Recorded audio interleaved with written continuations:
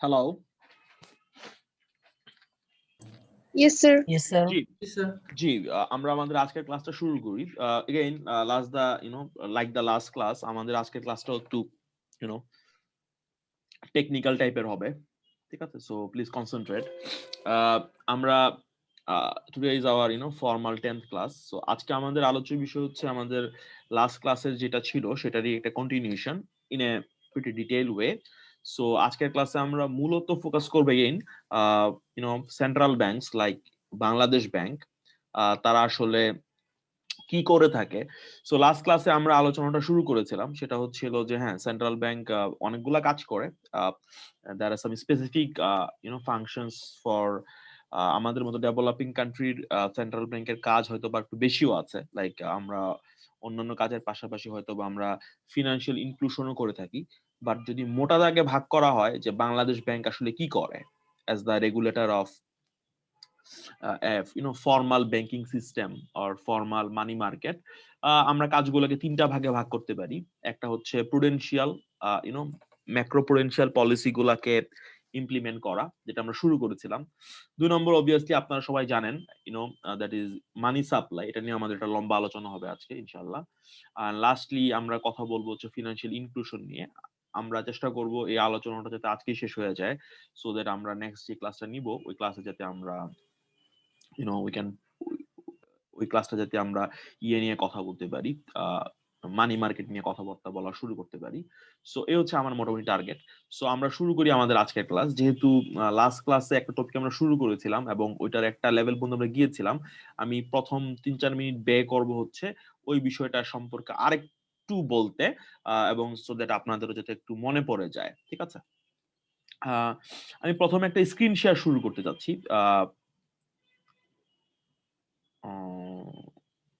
মানে একটু হোল্ড করেন।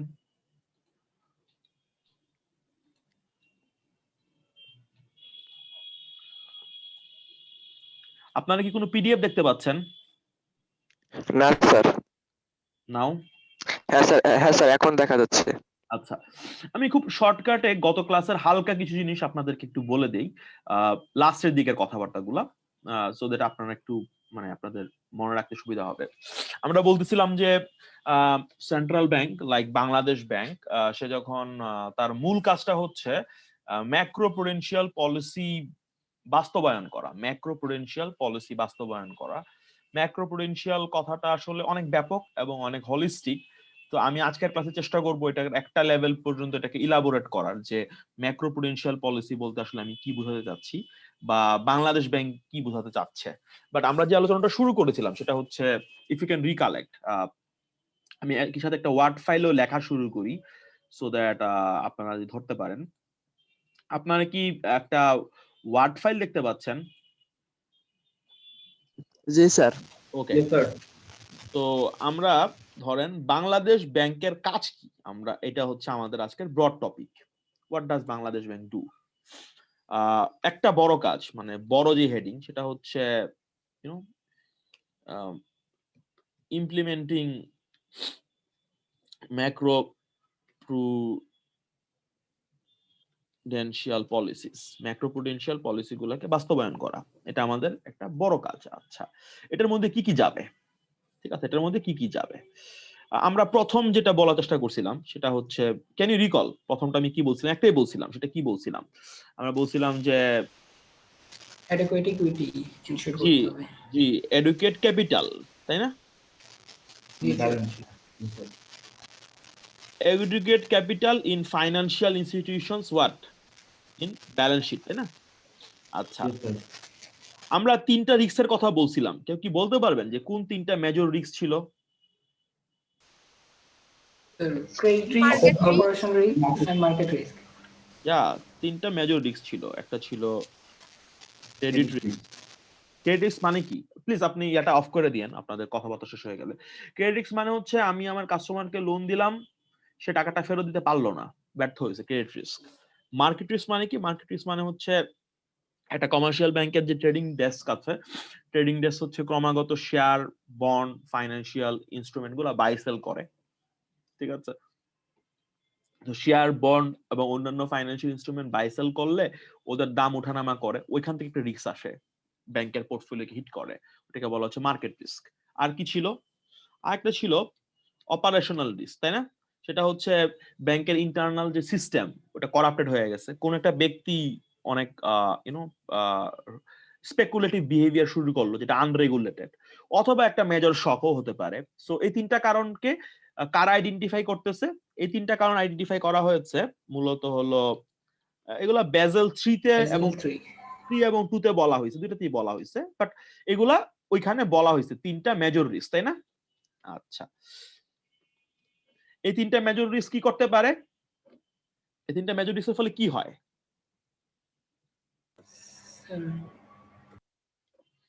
ব্যাংক ডিফল্ট করতে পারে। জি, লস and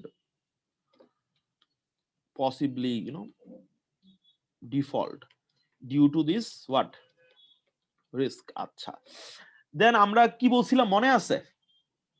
আমরা বলছিলাম যে তাহলে কি করণীয় বলেন তো? লাস্ট ক্লাসের আলোচনার আলোকে আমরা কি বলছিলাম? এই এমত অবস্থা আসলে আমরা কি করতে পারি? ইকুইটির পরিমাণ বেশি রাখতে tier 1 হবে। tier 2 capital ensure করা। আমরা যেটা করতে পারি না, টিয়ার 1 টিয়ার 2 পরে আসি, আমরা আগে বলি যে আমরা কি করতে পারি।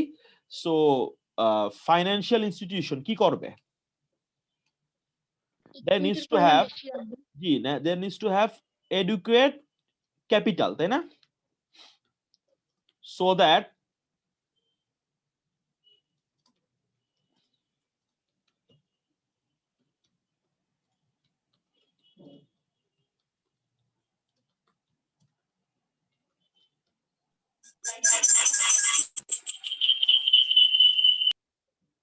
এই তো। আচ্ছা, এবার আসেন first philosophical point of view, এটার আন্ডারে আমরা আলোচনা করতেছি যে প্রথম ফিলোসফি, মাই গুডনেস, এটা আমি যেভাবে চাচ্ছি সেভাবে হচ্ছে না সামহাউ, যাই হোক। সো আমাদের প্রথম যে ফিলোসফি সেটা কি ছিল?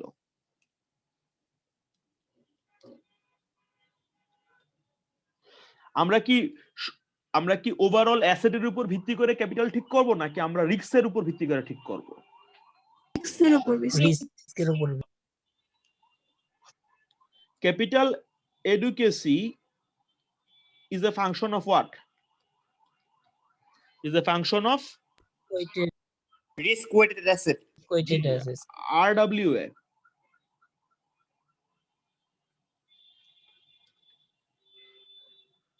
Not what? Not total? Not total asset. Exactly. তার মানে কি স্যার? তার মানে হচ্ছে সরকারকে লোন দিলে সরকার ডিফল্ট করে না, তাহলে সরকারকে আপনি অনেক টাকা লোন দিলে এটার উপর কি আমার এডিশনাল ক্যাপিটাল কুশন রাখার দরকার আছে? No sir. We don't need, তাই না? আমাদের দরকার নাই। আচ্ছা, বাট ধরেন আমি এমন কাউকে লোন দিলাম যার ধরেন ক্রেডিট রেটিং হচ্ছে BB, ওটার উপর আমার কি রাখা দরকার আছে? একটা নির্ধারিত লেভেলে আমার কি রাখতে হবে? আমার একটা কি রাখতে হবে? আমার একটা ইকুইটি কোশন রাখতে হবে। এক্স্যাক্টলি।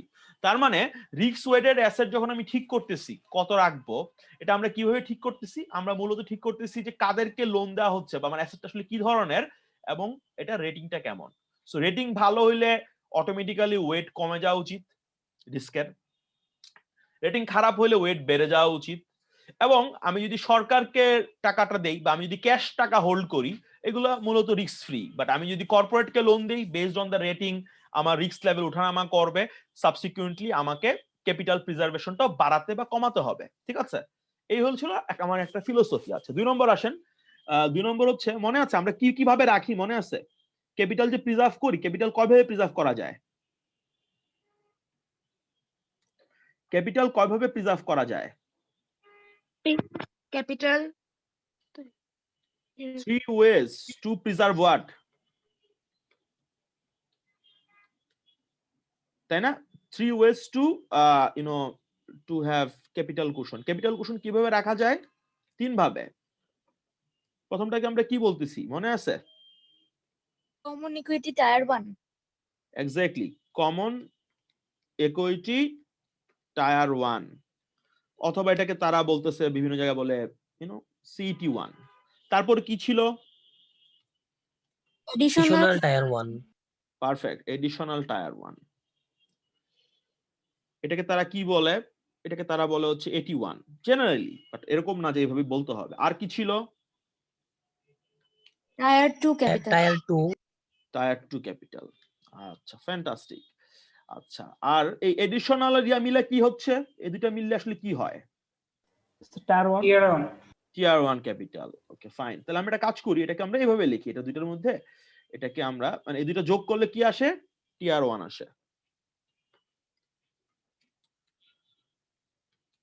আচ্ছা, আমরা কি একটু বলার চেষ্টা করতে পারি এগুলোর মধ্যে কোনটার মধ্যে কি কি ছিল, সো দ্যাট জাস্ট লাইক আমাদের একটু মনে আসুক বিষয়গুলো, জাস্ট হালকা, বেশি সময় নিব না আমি এটাতে। সবার আগে কি থাকবে? কি Leader থাকবে? capital. তারপর কি থাকবে? Share premium. Share premium. Statutory reserve. General reserve. আচ্ছা, স্ট্যাটিউটরি রিজার্ভ থাকবে। তারপর থাকতে পারে হচ্ছে জেনারেল রিজার্ভ।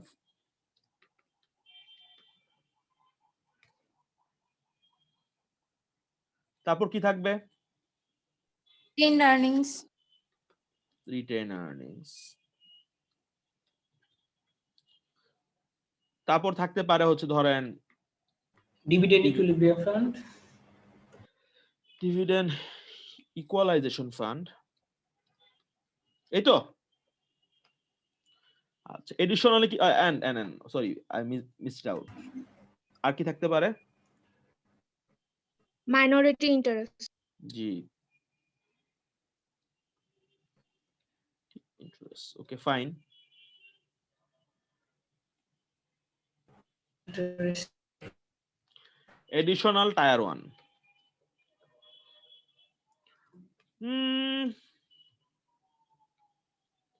নন রিডিমেবল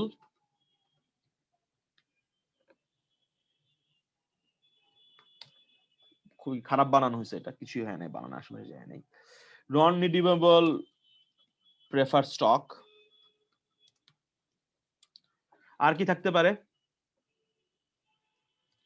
এটা আমি বলি নাই, but like how can I সে, ধরেন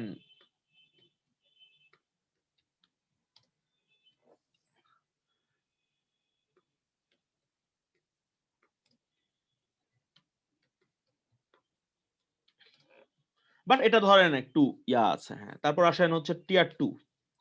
টিয়ার 2 তে কি থাকে?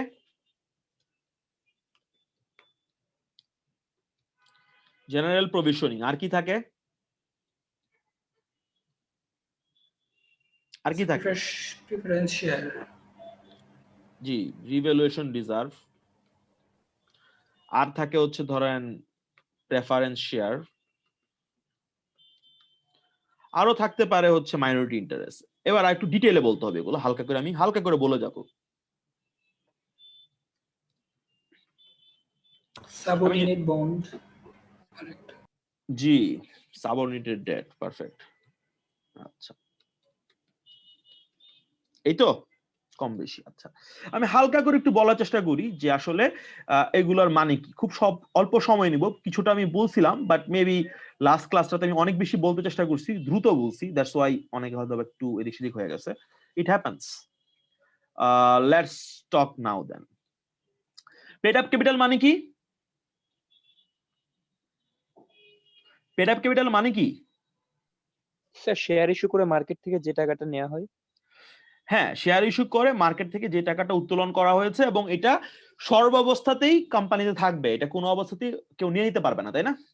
আচ্ছা, শেয়ার তো আমরা প্রিমিয়াম ইস্যু করতে পারি, তাই না?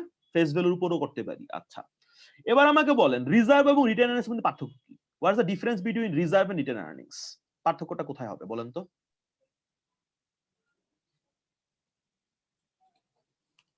কেউ আমাকে বলতে পারবেন আমাদের ক্লাসে যে রিজার্ভ এবং রিটেন আর্নিংস মধ্যে পার্থক্য কি?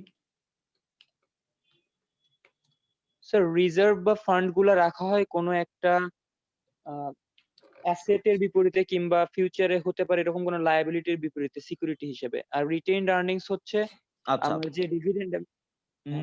ধরেন আমি এভাবে যদি বলি, ধরেন The retained earnings profit থেকে আসবে। ধরেন আপনার কোম্পানি নেট ইনকাম হচ্ছে ধরেন $1000, ঠিক আছে? ওকে, আপনার আপনার একটা মানে সরকার বা আপনি যে ধরনের, ফর এক্সাম্পল ইন্স্যুরেন্স কোম্পানিদেরকে ইনকামের একটা অংশ বিধিবদ্ধ রিজার্ভ রাখতে হয়। সো আপনি ওইখানে ট্রান্সফার করেন ধরেন হলো $200, ঠিক আছে? প্লাস আপনি বিপদের জন্য, ভালো মতো বুঝছেন, বিপদের জন্য বা হয়তো বা আপনার ফার্দার কোনোদিন ধরেন হাউ ক্যান আই সে আপনি এক্সপানশনে যাবেন, ওটার জন্য আপনি রিজার্ভ রাখলেন ধরেন আরো $300, কিন্তু কি দিলেন না, কোন নাম দিলেন না। Are you getting my point? এই টাকাটা দেখেন স্ট্যাটুটরি রিজার্ভ, ঠিক আছে? এই টাকাটা যাচ্ছে কিভাবে? এই টাকাটা ওই পার্টিকুলার পারপাজে যাচ্ছে, ভালো করে দেখেন। আর এটাও যাচ্ছে, এটাও আপনি প্রিজার্ভ করতেছেন, বাট এটা প্রিজার্ভ করার সময় আপনার কিন্তু কোনো রেগুলেটরি বাইন্ডিংস নাই, but still you are preserving, ঠিক আছে? হ্যালো, জি স্যার। আচ্ছা। Yes, sir. তারপর ধরেন আপনি ওই বছর ডিভিডেন্ড দিলেন ধরেন হচ্ছে ইনকাম থেকে ডিভিডেন্ড দিলেন ধরেন আরো $250। আপনার ইনকাম কত ছিল? So $1000, ঠিক আছে? সরকারের নিয়ম অনুযায়ী ধরেন আপনাকে, আমি জাস্ট এক্সাম্পল বলতেছি, আমি নট গোয়িং টু ডিটেইল, সরকারের নিয়ম অনুযায়ী বা ইন্স্যুরেন্স ইন্ডাস্ট্রি রেগুলেটরদের নিয়ম অনুযায়ী আপনার ইনকামের একটা অংশ আপনাকে অবশ্যই জমা রাখতে হবে ফর ফিউচার আনসার্টেনটিজ, যেটা হচ্ছে নিয়মের ভিতরে থেকে $200 রাখলেন। এর বাইরে আপনি নিয়মের অতিরিক্ত কি করলেন, আরো $300 রাখলেন, হয়তো বা ফিউচার আনসার্টেনটি মিট আপ করার জন্য বা এক্সপানশন হবে, কে টাকা দিবে, ঠিক আছে? এবং আপনারা যখন একটু বড় হবেন, আপনারা যখন কর্পোরেট ফাইন্যান্স পড়বেন, আপনি দেখবেন যে টাকার দরকার পড়লে, মানে বিনিয়োগ করার জন্য টাকার দরকার পড়লে মানুষজন প্রথমেই শেয়ার বা বন্ড ইস্যু করে না, মানুষজন চেষ্টা করে নিজের যে জমা ফান্ড আছে, যেটাকে বলি আমরা হচ্ছে how can I say internal capital, আমরা ওইটার উপর বেশি চেষ্টা করি, ওইটা দিয়ে পার পাওয়া যায় কিনা, তো ওটার জন্য আপনি টাকা রাখতে পারেন। সো এটাকে বলছি আমরা জেনারেল রিজার্ভ। এরপর আমরা কি করি, টাকাটাকে কিছু টাকা কি করে দিই, ডিস্ট্রিবিউট করে দিই, দিয়ে দিই, ডিভিডেন্ড দিয়ে দিলাম। আচ্ছা, এরপর কি টাকা রয়ে গেল না? yes sir. এরপর তো টাকাটা রয়ে গেল, কত টাকা রয়ে গেল বলেন তো? $250। জি, এইটা যেটা রয়ে গেছে, এটাও আপনি রেখে দিলেন, ইউ প্রিজার্ভ দ্যাট, বাট কি নামে প্রিজার্ভ করলেন? এটাকে প্রিজার্ভ Retained করলেন earnings. হচ্ছে রিটেন আর্নিংস। তার মানে কি দেখেন, স্ট্যাটুটরি রিজার্ভ এবং জেনারেল রিজার্ভে কত টাকা রাখবেন এটা কিন্তু একটা প্ল্যানিং টেলিং করে করতেছেন কম বেশি, ঠিক আছে? তারপর ডিভিডেন্ড দিয়ে দিলেন, যা থাকলো থাকলো, না থাকলে নাই, যা থাকলো সেটাকে কি বলা হচ্ছে? রিটেন আর্নিংস বলা হচ্ছে। Have you got my point? Yes, sir. তার মানে কি? তার মানে হচ্ছে দেখেন, ভালো মতো খেয়াল করেন, এই যে আমরা এখানে লিখলাম যে জেনারেল রিজার্ভ, স্ট্যাটুটরি রিজার্ভ, দুইটাই কি? দুইটাই হচ্ছে নেট ইনকামের এক ধরনের ব্যবহার। এই দুইটাই কিন্তু কি? নেট ইনকামের ব্যবহার। ডিভিডেন্ড দেওয়া কি? এটাও কিন্তু নেট ইনকামের কি? এক ধরনের অ্যালোকেশন। তার মানে মূলত সবই কিন্তু কি? এই রিজার্ভ, স্ট্যাটুটরি রিজার্ভ বলেন, জেনারেল রিজার্ভ বলেন, রিটেন আর্নিংস বলেন, ডিভিডেন্ড বলেন, সবই কি স্যার? সবই হচ্ছে টাকার ব্যবহার, আমার ইনকামের একটা ব্যবহার। কিন্তু কিছুটা কি আছে, ফিলোসফিক্যাল কি আছে, ফিলোসফিগত কি আছে স্যার? কিছুটা পার্থক্য Difference আছে, আছে। ডিফারেন্স আছে। ফর এক্সাম্পল, এই কোম্পানির আরেকটা আছে, ফর এক্সাম্পল এই যে আমরা লিখলাম না, দেখেন ডিভিডেন্ড ইকুয়ালাইজেশন ফান্ড, বা এটাও আমরা রিজার্ভ বলতে পারি। ধরেন এই বাবদ আমরা টাকা জমা রাখবো ধরেন $100, এই বাবদ আমরা টাকা জমা রাখলাম $100, তাহলে রিটার্ন আর্নিংস কত হবে? 150 জি, তাহলে এটা 150। তার মানে কি, রিটার্ন আর্নিংস কত রাখবো এটা কিন্তু আমি আসলে, হ্যাঁ আমার একটা মাথায় প্ল্যান থাকে, বাট আমি কিন্তু এটাকে ফিক্স আপ করি না, তাই না? সবকিছুকে অ্যালোকেশন করার পরে যা থাকে সেটাই কি? Return earnings. Retained earnings. পয়েন্টটা কি বুঝতে পারছেন? স্যার এর মানে কি রিটেন আর্নিংস থেকেই বাকি সব জায়গায় যায়, আর যা থাকে রিটেন আর্নিংস জমা থাকে? এত প্যাচেন না, মানে নরমালি চিন্তা করেন, আমার কাছে যা ইনকাম ছিল, নেট ইনকাম ছিল আমার $1000, এখন আমার কাজ হলো এটাকে অ্যালোকেট করা, তাই না? জি স্যার। আমি ডিভিডেন্ড দিয়ে দিলাম $250। আমার কিছু স্পেসিফিক ফান্ড আছে যা লাইক বিধিবদ্ধ মানে জমা রাখতে হবে, এটাও একটা স্পেসিফিক ফান্ড। ডিভিডেন্ড যাতে কোনো বছর যদি পড়ে যায় ডিভিডেন্ড, মানে আমার যদি ফিনান্সিয়াল কন্ডিশন খারাপ হয় বা আমার যদি ডিভিডেন্ড দেওয়ার মতো ক্ষমতা না থাকে, আমি ওইখান থেকে টাকাটা তুলে ডিভিডেন্ড দিব। সো এগুলা কি? এগুলা কিন্তু একটা স্পেসিফিক পারপাজের জন্য ক্রিয়েট করা হয়েছে, তাই না? জেনারেল রিজার্ভ এটা কোনো স্পেসিফিক পারপাজের জন্য না, but it is going to help you in facing the uncertainty. তার মানে কি, এই যে রিজার্ভটা, তারপর হচ্ছে ডিভিডেন্ড ইকুয়ালাইজেশন ফান্ড, এগুলা কিন্তু স্পেসিফিক পারপাজের জন্য ক্রিয়েট করা, তাই না? জি স্যার। এরপরও টাকাটা থাকবে কিছু, that money would go in return earnings, ঠিক আছে? হ্যাঁ, আপনি যদি বলেন যে স্যার আমি কি আগে রিটার্ন আর্নিংস ফিক্স করে বাকিগুলো করব, সেটা আপনি করতে পারেন, বাট জেনারেলি যেভাবে করা আমি আপনাকে বললাম, ঠিক আছে? I have provided you the basic philosophies. Have you got it? Yes, sir. আচ্ছা, এগুলোকে কমন ইকুইটি টায়ার ওয়ানে কেন ধরা হচ্ছে? বিকজ একটা কোম্পানি যদি লিকুইডিটি ফেস করা, সরি, একটা কোম্পানি যদি লিকুইডেশন ফেস করা শুরু করে বা একটা কোম্পানি যদি ফেলিয়রের দ্বার প্রান্তে পৌঁছায় যায়, আপনার মনে আছে গত ক্লাসে আমি এক্সাম্পল দিচ্ছিলাম যে কোম্পানির ইকুইটি বেশি তার দেউলে হওয়ার চান্স কি তত কম, তাই না? Yes, sir. মানে আপনার ইকুইটি যত বেশি থাকবে, আপনার অ্যাসেট সাইডে কোনো একটা প্রবলেম হইলে, প্রবলেম হবে কোত্থেকে? প্রবলেম হইতে পারে 3 জায়গা থেকে বেসিক্যালি, তাই না? Credit risk, market risk, operation risk. তো credit risk, market risk, operation risk থেকে যদি আপনার ফিনান্সিয়াল স্টেটমেন্ট বা ব্যালেন্স শিটের উপর যদি কোনো শক আসে, ওই শককে অ্যাবজর্ব করার জন্য কি লাগবে সবার আগে? Equity. ক্যাপিটাল লাগবে। এবং ক্যাপিটালের সবচেয়ে শুদ্ধ ফর্ম হচ্ছে common equity tier one, because এখানে অন্য কারো কি নাই, এখানে অন্য কারো দাবি নাই, বা এটা অতটা ভোলাটাইলও না। Have you got my point? দেখেন এখানে যা যা রাখতেছেন না সবকিছু কিন্তু আপনি আর্ন করছেন। দেখেন net income, you are basically segregating your net income into this versions, তাই না? আপনার নেট ইনকামের অ্যালোকেশন গুলোই কিন্তু এইগুলা, তাই না? নেট ইনকাম কখন হয় বলেন তো আমাকে? সবার দায় দায়িত্ব শোধ করার পরে কি পাওয়া যায়? Net income. সবার দায় দায়িত্ব শোধ করার পরে আমরা কি পাই স্যার? সবার দায় দায়িত্ব শোধ করার পরে আমরা পাই হচ্ছে নেট ইনকাম। তার মানে এটার উপর কারোর দাবি নাই। সো এই টাকাটা কোন কাজে লাগবে? কোনো একটা প্রবলেম হলে সবার আগে শকটা কি করতে পারবে? ওরা অ্যাবজর্ব করতে পারবে। ক্লিয়ার? Yes, sir. ফ্যান্টাস্টিক। আচ্ছা, মাইনরিটি ইন্টারেস্ট বলতে আমি কি বলছিলাম মনে আছে? Minority interest, can anyone recollect what did I say when I Yes, talked sir. about minority interest? বলেন তো আমাকে।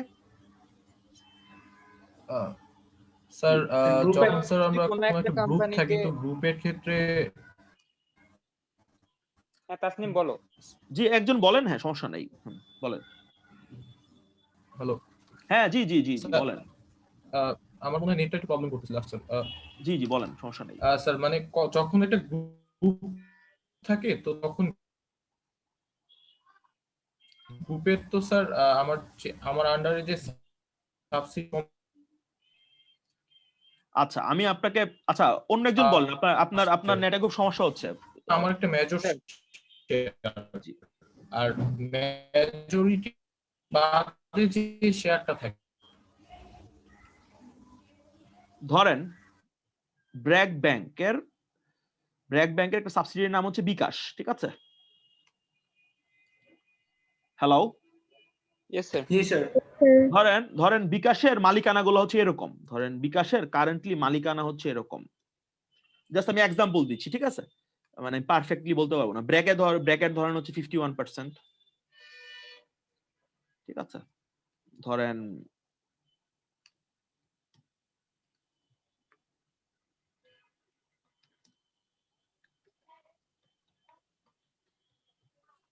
আমি হালকা এক্সাম্পল দিচ্ছি, এটা পারফেক্ট না, বুঝছেন? আলিবাবা থ্রু আলিপে ধরেন ওদের ধরেন 30%, জাস্ট এক্সাম্পল। এবার আমাকে বলেন এই পার্টিকুলার সেটআপে মাইনরিটি কারা? Bill and Melinda Gates, Alibaba. আচ্ছা, তাহলে ওদের যে বিনিয়োগটা, এটার নাম কি? বিকাশের মধ্যে মাইনরিটি ইন্টারেস্ট হবে। জি, বিকাশের মধ্যে এই দুইটা গ্রুপের যে বিনিয়োগটা, এটাকে আমরা কি বলবো? এটাকে বলবো মাইনরিটি ইন্টারেস্ট। তার মানে এখানে যে লেখা আছে মাইনরিটি ইন্টারেস্ট, এটা কাদেরকে ইন্ডিকেট করতেছে? এখানে যে লেখা আছে মাইনরিটি, এটা কাদের ইন্টারেস্ট বলেন তো? সাবসিডিয়ারি কোম্পানিতে হচ্ছে জি, অন্য স্টেক হোল্ডার।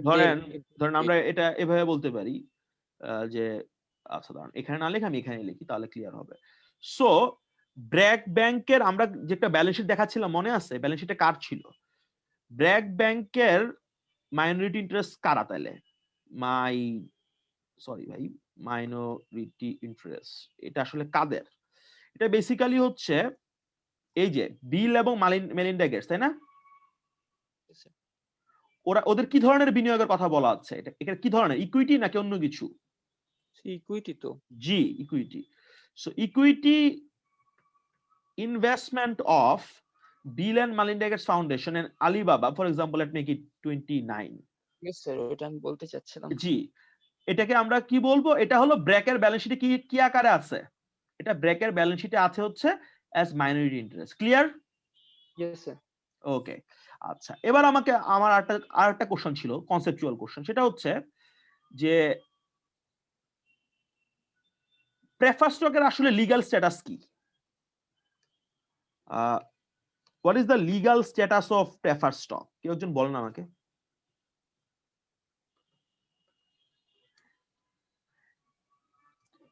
স্যার আপনি বলছিলেন যে আরো কিছু ফিচার্স থাকে প্রিফার্ড স্টকের, লাইক এটা যদি ম্যাচুরিটি ডেট না থাকে এবং এটা আচ্ছা, যদি হচ্ছে আমি একটা টেবিল বানাই, আপনি আমাকে বলেন তাহলে। আপনার নাম কি ভাইয়া? আতোয়ার হোসেন। আতোয়ার।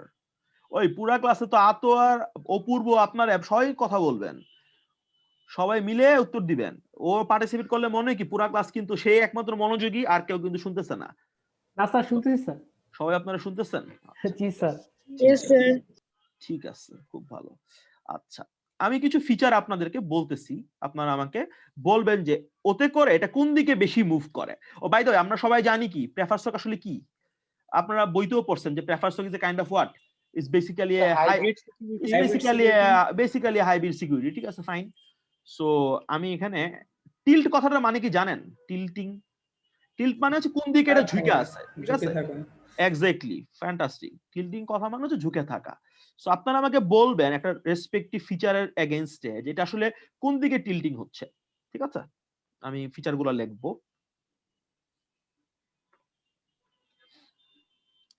ধরেন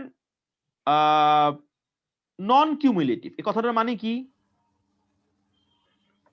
মানে অসঞ্চয়ী স্যার, মানে ইয়ারে যদি ডিভিডেন্ড না দেওয়া হয় তাহলে পরবর্তী ইয়ারে সেই ডিভিডেন্ড আর দিতে হবে না।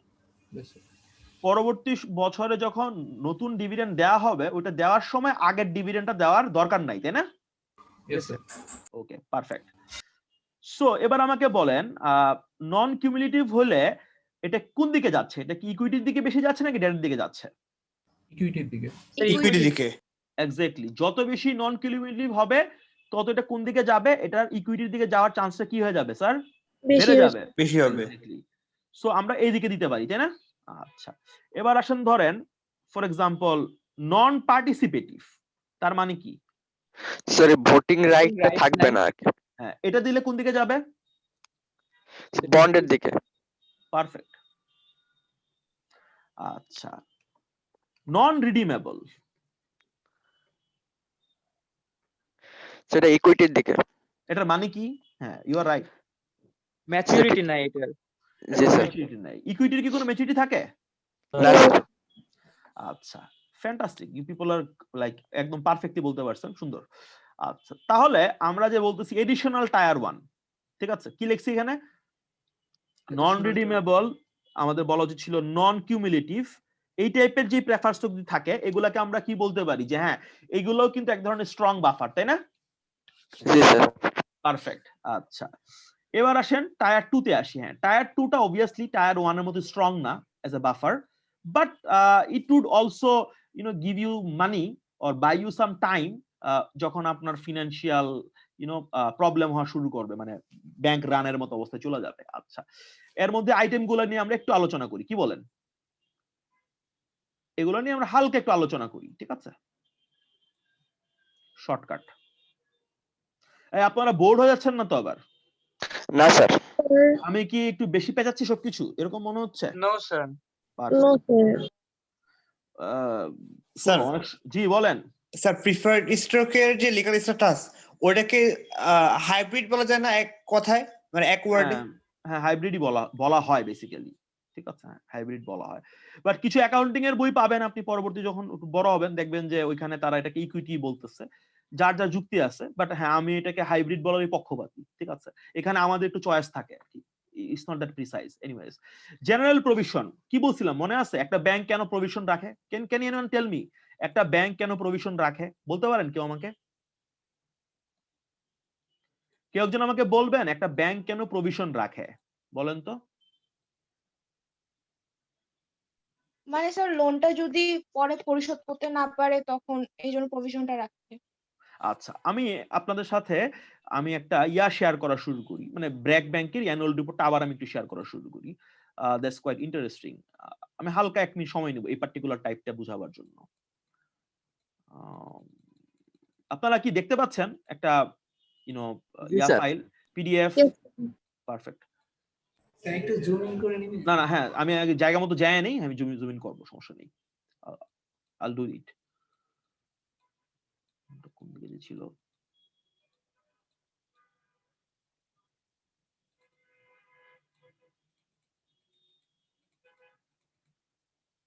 জি, আমি এই জায়গায় আসতে চাচ্ছিলাম। হ্যাঁ, এই যে অবস্থা। বাই দ্য ওয়ে, বাংলাদেশ কি জিতবে আজকে? জি স্যার, সম্ভাবনা আছে। আমার কেন জানি মনে হচ্ছে তোমাদের মধ্যে অনেকেই তোমরা আসলে ক্লাসটা করতেছো না, বুঝছো? তোমরা আসলে খেলা দেখতেছো, কেন জানি দুইটাই মনে হচ্ছে আসলে। দুইটাই হচ্ছে না। এই যে দেখছো, সবই কিন্তু আমরা কিন্তু বুঝি, বুঝছো? ওকে, স্যার লেটস ক্লাস নিয়ে স্কোর দেখছিলাম ক্লাস শুরুর আগে। No problem, no problem. আজকে বৃষ্টি নামলো। I am just joking. হ্যাঁ, আচ্ছা আসেন আমরা আমাদের মতো আসি। আচ্ছা, আমরা বলছিলাম কি মনে আছে যে বাংলাদেশে যে লোনগুলো আছে, লোনগুলোকে আমরা কিন্তু অনেক টাইপে ভাগ করতে পারি, তাই না? যে কোনো একটা যে লোন দেওয়া হয়, বাংলাদেশ ব্যাংকের নিয়ম অনুযায়ী লোনগুলোকে 8 ভাগে ভাগ করা যায়। ঠিক আছে? 8 ভাগে ভাগ করা যায়। ঠিক আছে? Like there is a excellent category, excellent, good, marginal, standard, special mention, দেন কি কি আছে? Substandard, doubtful, bad. ঠিক আছে? Hello, Yes, sir. আপনারা একটু খেয়াল করেন, বিভিন্ন লোককে লোন দেওয়া হচ্ছে, তাই না? হাউস বিল্ডিং এর লোন দেওয়া হচ্ছে, স্মল এসএমই লোন দেওয়া হচ্ছে, মাইক্রো ক্রেডিট দেওয়া হচ্ছে, ক্রেডিট কার্ড দেওয়া হচ্ছে। স্ট্যান্ডার্ড মানে কি বলেন তো? স্ট্যান্ডার্ড লোন যখন বলা হয় এটার মানে কি? 3 মাসের মধ্যে পরিশোধ স্ট্যান্ডার্ড মানে হচ্ছে এই লোনটা আনক্লাসিফাইড। তার মানে কি? এটার আসলে তেমন কোনো সমস্যা নাই, দৃশ্যত কিন্তু কোনো সমস্যা নাই। What about substandard? সাবস্ট্যান্ডার্ড মানে হচ্ছে 3 থেকে 6 জেনারেলি। ডাউটফুল মানে হচ্ছে আই বিলিভ, সরি, সাবস্ট্যান্ডার্ড মানে হচ্ছে 6 থেকে 9। ডাউটফুল মানে হচ্ছে খুব সম্ভবত 9 থেকে 12 মাস বকে আছে ইনস্টলমেন্ট গুলা। আর ব্যাড মানে কি? 12 এর অধিক, তাই না? মোর দেন Yes, 12 sir. মান্থস। জি, যদিও এটা এই নিয়মগুলো একটু উঠানামা করে। এই যে আমি বললাম যে 6 থেকে 9, 9 থেকে 12, 12রও বেশি মাসের, এগুলো একটু উঠানামা করে। এগুলো আসলে বাংলাদেশ ব্যাংক বিভিন্ন সময় তাদের পলিসি প্রেসক্রিপশনে চেঞ্জ করে। But what I am trying to say is that সেটা হচ্ছে, দেখেন, একটা লোন যখনই সাবস্ট্যান্ডার্ড, ডাউটফুল ও ব্যাডে যাচ্ছে, প্রভিশনিং রাখা হচ্ছে না? কত পার্সেন্ট রাখা হচ্ছে দেখেন তো? ব্যাডে গেলে কত প্রভিশনিং রাখা হচ্ছে? 100%. আচ্ছা, ধরেন আতোয়ারকে আমি লোন দিলাম, আমি সোনালী ব্যাংক, আমি আতোয়ারকে লোন দিলাম 100 কোটি টাকা। ঠিক আছে? এবং আলটিমেটলি লোনটা ধরেন ব্যাড হয়ে গেল। তার মানে কি? তার মানে হচ্ছে, ভালো মতো খেয়াল করবেন। হ্যালো, একটা লোন যখন আমি দেই, এই লোনের বিপরীতে অ্যাজ এ ব্যাংকার আমি কি কি আশা করি বলেন তো? স্যার ইনস্টলমেন্টস আমি ইনস্টলমেন্টে সুদ, আমি ইনস্টলমেন্টে টাকাটা ফেরত পাবো, সুদ পাবো, আসল ফেরত পাবো, তাই না? আচ্ছা, আমি যখন বলি এই লোনটা ব্যাড হয়ে গেছে, তার মানে কি? তার মানে হচ্ছে ওইখান থেকে ফিউচারে আমার প্রাপ্য যা যা আছে আমি কি করব? আমি 1 টাকাকেও দেখাবো না, আমি 1 টাকা কি করতে পারবো না? রিকগনাইজ করতে পারবো না। Got it? ঠিক আছে? এখন দেখেন, একজনকে লোন দেওয়া হলো এবং আমি লোনটাকে কি বললাম? আমি লোনটাকে বললাম হচ্ছে কি? সাবস্ট্যান্ডার্ড। সরি, আমি লোনটাকে বললাম স্ট্যান্ডার্ড। ধরেন আমি আপনাকে 100 টাকা লোন দিলাম এবং আপনি টাইম মতো টাকাটা ফেরত দিচ্ছেন। তারপর আমি কি করতেছি দেখেন তো? জি, তারপরও আমি প্রভিশন রাখতেছি। আমি ধরে নিচ্ছি যে এই 100 টাকার মধ্যে যদি হাউস বিল্ডিং এ দেওয়া হয়, 100 টাকার একটা লোন দেওয়া হয়েছে, টাকা সব সুন্দর মতো ফেরত আসছে। তারপর আমি কি বলতেছি? আমি বলতেছি যে মেবি 1 টাকা ফেরত নাও আসতে পারে। আমি কি করতেছি? এটাকে টাকাটাকে প্রভিশনিং রাখতেছি। আচ্ছা, এখন যদি আমার অনুমানগুলো যদি সত্য হয় এবং টাকাগুলো যদি আসলে ফেরত আসে, এই টাকাটা বেঁচে গেল না আমার? এই যে Yes, sir. সেভিংসটা করলাম, বেঁচে গেল না? আচ্ছা, এবার আসেন আমরা আমার ওয়ার্ড ফাইলে আবার চলে যাই। Let's go to our word file again. Provisioning মানে কি?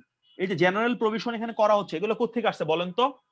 এই যে স্ট্যান্ডার্ড লোনগুলো ছিল না স্যার, স্ট্যান্ডার্ড লোনগুলোর উপর এই যে আমি প্রভিশনিং রাখতেছি, আমি জানি যে টাকাটা ফেরত আসবে, তারপর আমি কি করতেছি? একটা সঞ্চিতি ক্রিয়েট করলাম, একটা সেফটি নেট ক্রিয়েট করলাম। এই টাকাটা আসলে কার? এটা বেসিক্যালি এটা ইভেন্চুয়ালি এটা আমারই টাকা। As a banker it's my money. Have you got my point? Yes, sir. তো জেনারেল প্রভিশন হচ্ছে মূলত আমার ভালো লোনগুলোর এগেইনস্টেও সরকারি নিয়ম অনুযায়ী আমি কিছু টাকা আলাদা করে রাখি। এই টাকাগুলোকে আমি ডিস্ট্রিবিউট করি না, যে dividend. That's basically my money.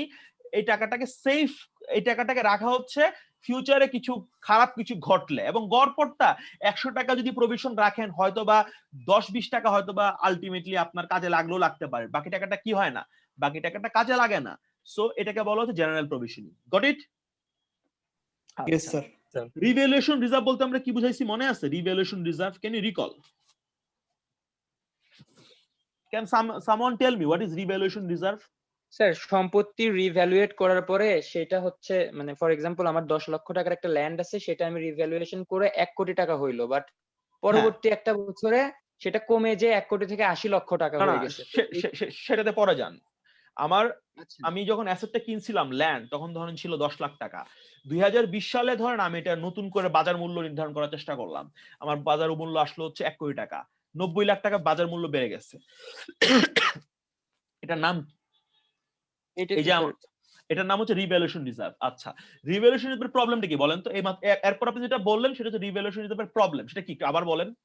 Yes sir, প্রবলেমটা হচ্ছে এটা আবার 2021 সালে যে কমতে ফ্ল্যাকচুয়েট পারে। করতে পারে, লাইক আচ্ছা, 90 লক্ষ বা 80 লক্ষ হয়ে যেতে পারে। Exactly, got it. আচ্ছা, এই জন্য আমি এটা ওই দিন বলতে ভুলে গেছি যে বাংলাদেশ ব্যাংকের বর্তমান নিয়ম অনুযায়ী ফিক্সড অ্যাসেটকে রিভ্যালুয়েশন করা হইলো, ঠিক আছে? ফিক্সড অ্যাসেটকে রিভ্যালুয়েশন করলেন, ঠিক আছে? ফিক্সড অ্যাসেটের রিভ্যালুয়েশন রিজার্ভের বা রিভ্যালুয়েশন করার ফলে যে গেইনটা হইলো, ওটার মাত্র কত দেখাইতে পারবেন? 50% দেখাইতে পারবেন in your reserve. Have you got my point? Yes, sir. ধরেন আপনি একটা ফিক্সড অ্যাসেট কিনছিলেন 2010 সালে, আপনার টাকা খরচ ছিল 1 কোটি, ঠিক আছে?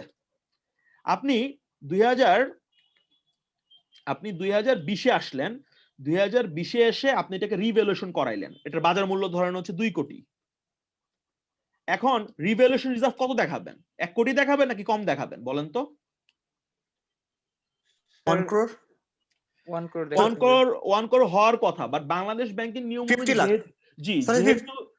যেহেতু রিভ্যালুয়েশন রিজার্ভটা উঠানামা করতে পারে, কারণ এর পরের বছর 21 গিয়ে দাম আরো কমতে পারে, কমলে আমার রিভ্যালুয়েশন রিজার্ভের ভ্যালুটা কমে যাবে। এজন্য আমরা কি করি, ওটার কত টাকা দেখাবো? আমি ওটা দেখাবো হচ্ছে only 50%।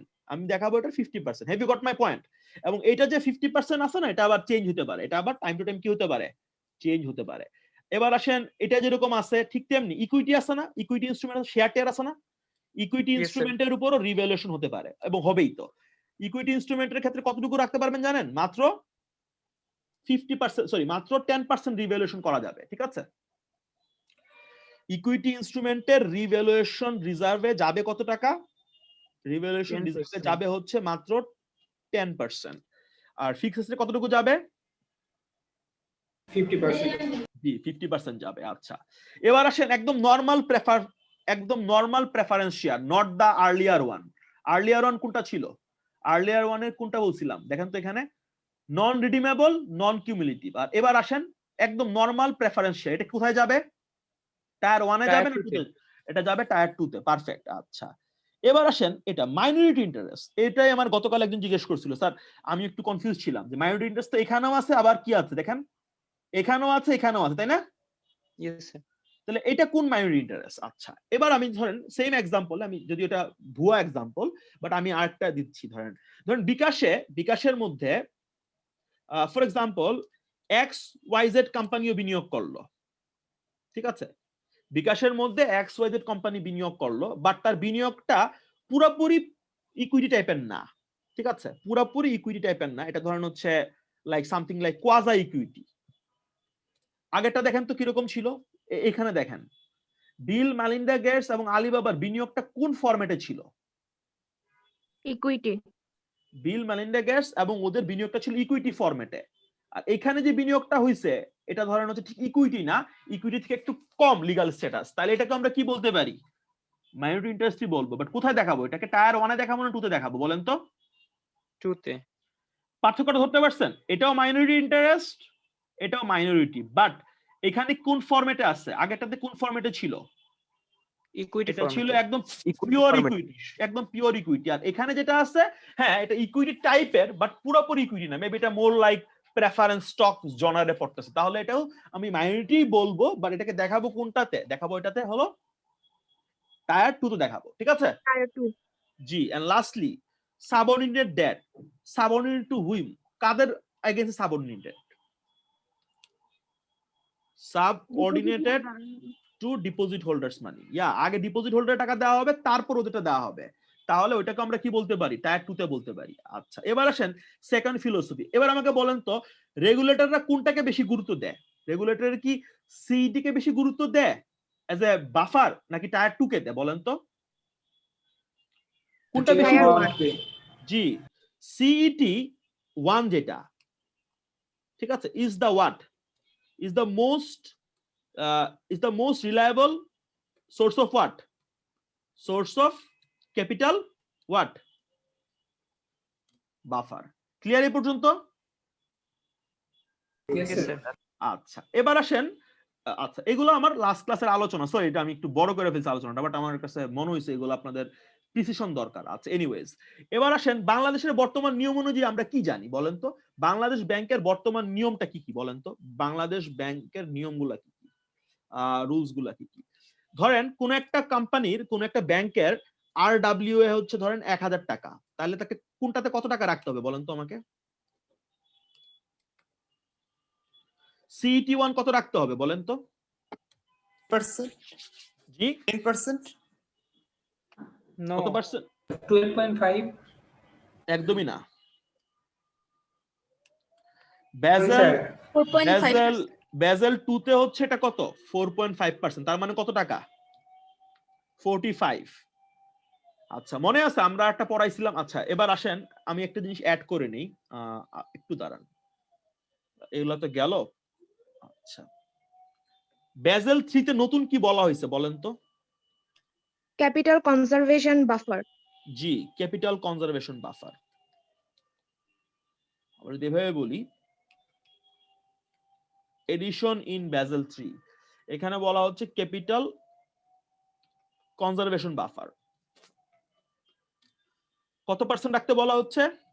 2.5%। 2.5 G, 2.5% of what? Of RWA, তাই না? রাখতে হবে কোন ফরম্যাটে? এটাকে রাখতে হবে CET1 ফরম্যাটে, এই ফর্মে রাখতে হবে, এই ফর্মে রাখতে হবে। ঠিক আছে, এটা কি স্যার? এটা হচ্ছে এডিশন, তাই না? এখানে কি রাখতে হচ্ছে? এটাকে কি বলা হচ্ছে? এটাকে বলা হচ্ছে স্যার এডিশন। তাহলে এবার আমাকে বলেন, আমি যদি বেজেল 1 এবং বেজেল 2 তে যদি চিন্তা করি তাহলে কি দাঁড়াচ্ছে? একটা কাজ করি, দাঁড়ান আমি, তাহলে একটু ক্লিয়ার হবে আপনাদের কাছে।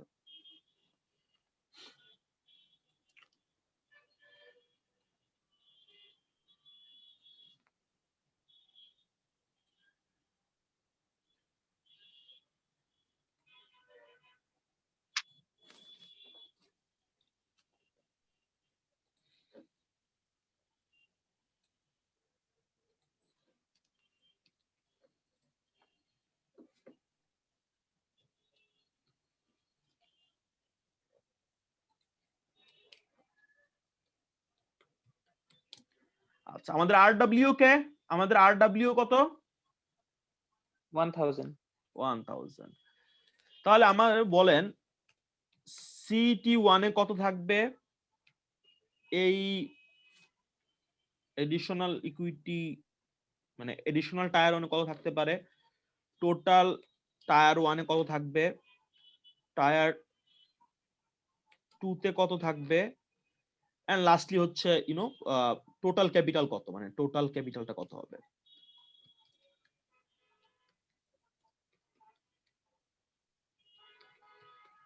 ওকে, বেজেল 2 কত পার্সেন্ট বলা ছিল? 4.5%. 4.5. কত টাকা তাহলে আসে? 45 আচ্ছা বেজেল 3 4.5 রাখতে হবে যেটা ছিল তাই, প্লাস এডিশনাল কি রাখতে হবে? ক্যাপিটাল 2.5 কনজারভেশন Capital conservation বাসার। buffer. তাহলে এটা যদি চিন্তা করেন যোগ করলে কত আসে? 7%। 70 টাকা। 7% মানে কি? 70 টাকা। টাকা। আচ্ছা এটা বলা হচ্ছে কত পার্সেন্ট রাখা যাবে? 1.5 এটা রাখতে হবে Maximum ম্যাক্স হচ্ছে 1.5%. 1.5% ম্যাক্স। তাহলে কত রাখবেন এটা? 15। এখানেও তাই, কত? 15। দুটো যোগ করলে কত আসে এখানে? 80. এখানে মিনিমাম রাখতে বলা হচ্ছিল কত মনে আছে? 6%। তাহলে যোগ করলে কত আসে? এটা 60। এখানে মিনিমাম কত হচ্ছে? এখানে মিনিমাম কত হচ্ছে? 7 আর 85. জি 7 আর 1.5 মিলে কত আসে? 85 হবে। 85।